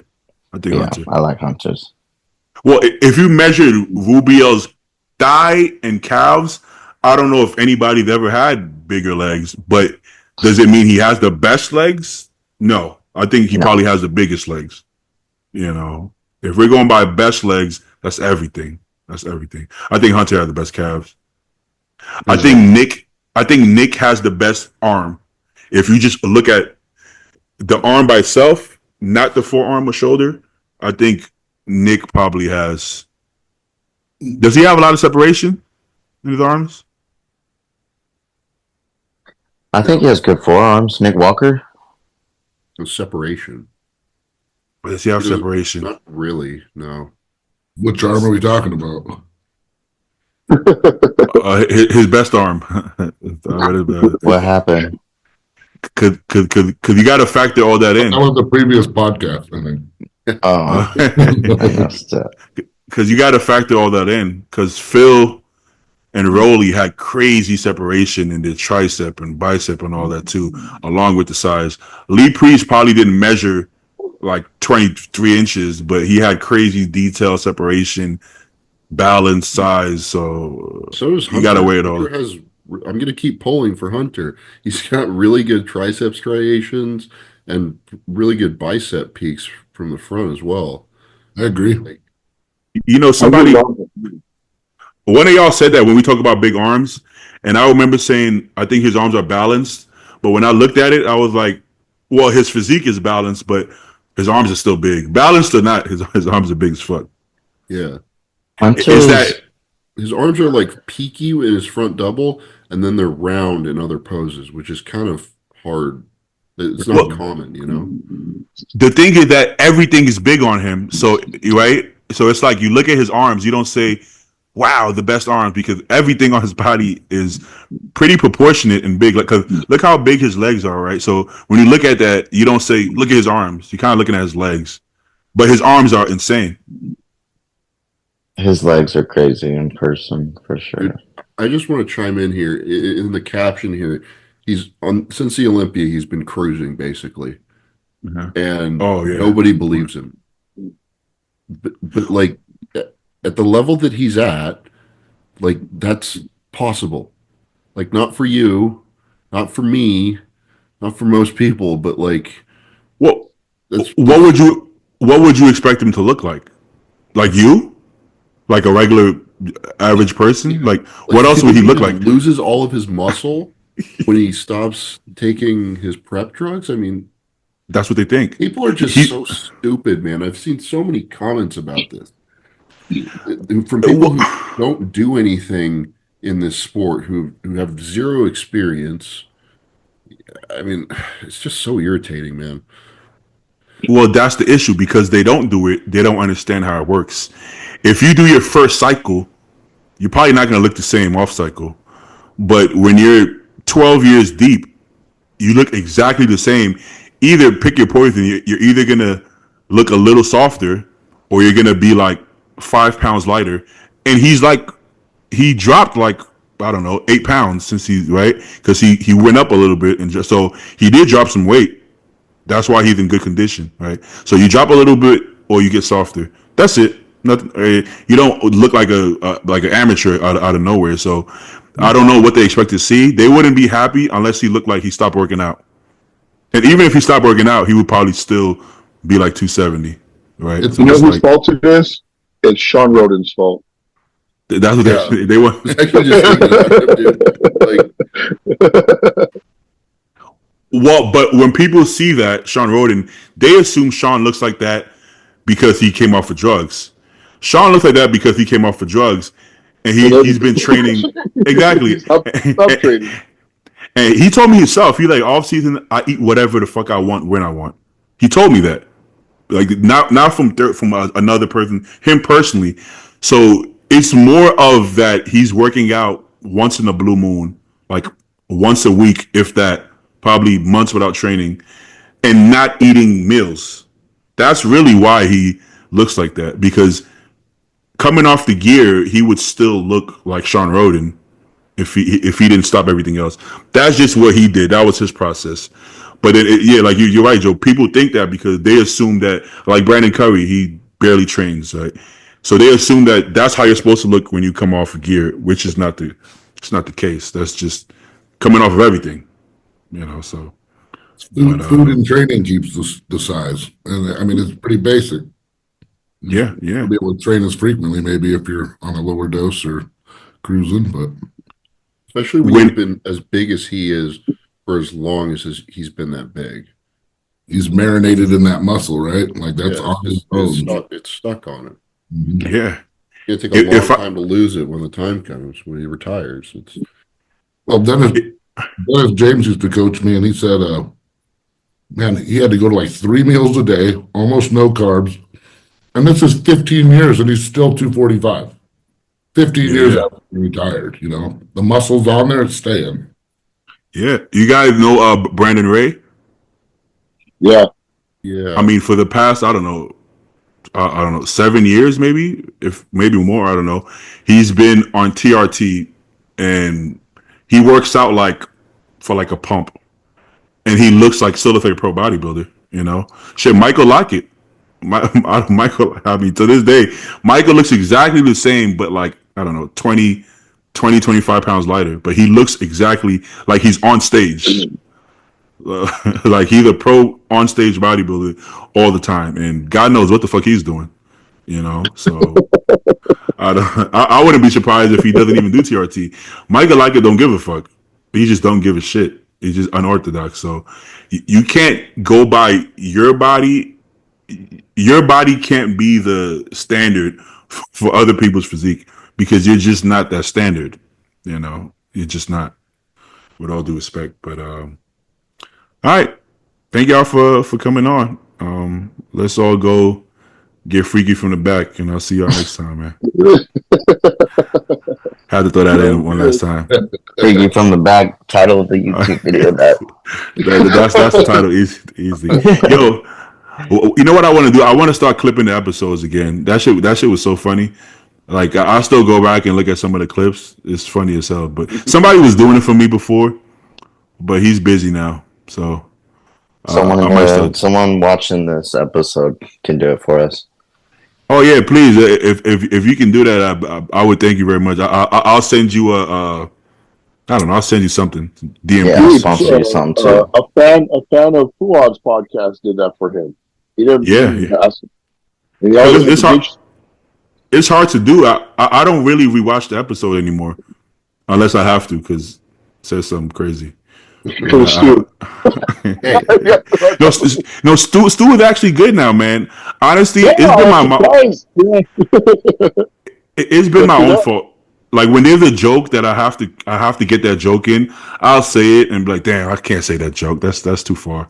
yeah, But dude, I can't I'm help. trying to qualify this year.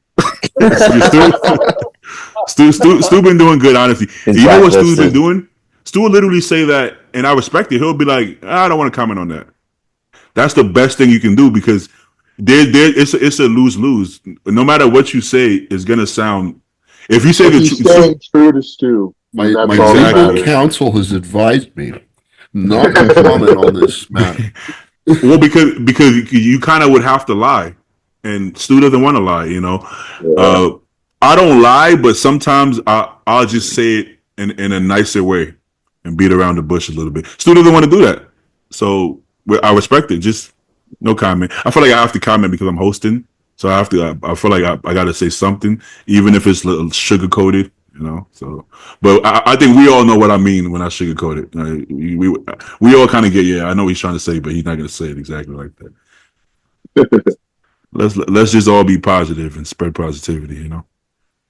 But all right, y'all, get those meals in. I'll catch y'all. Thanks for coming on. All right, guys. Good seeing you all.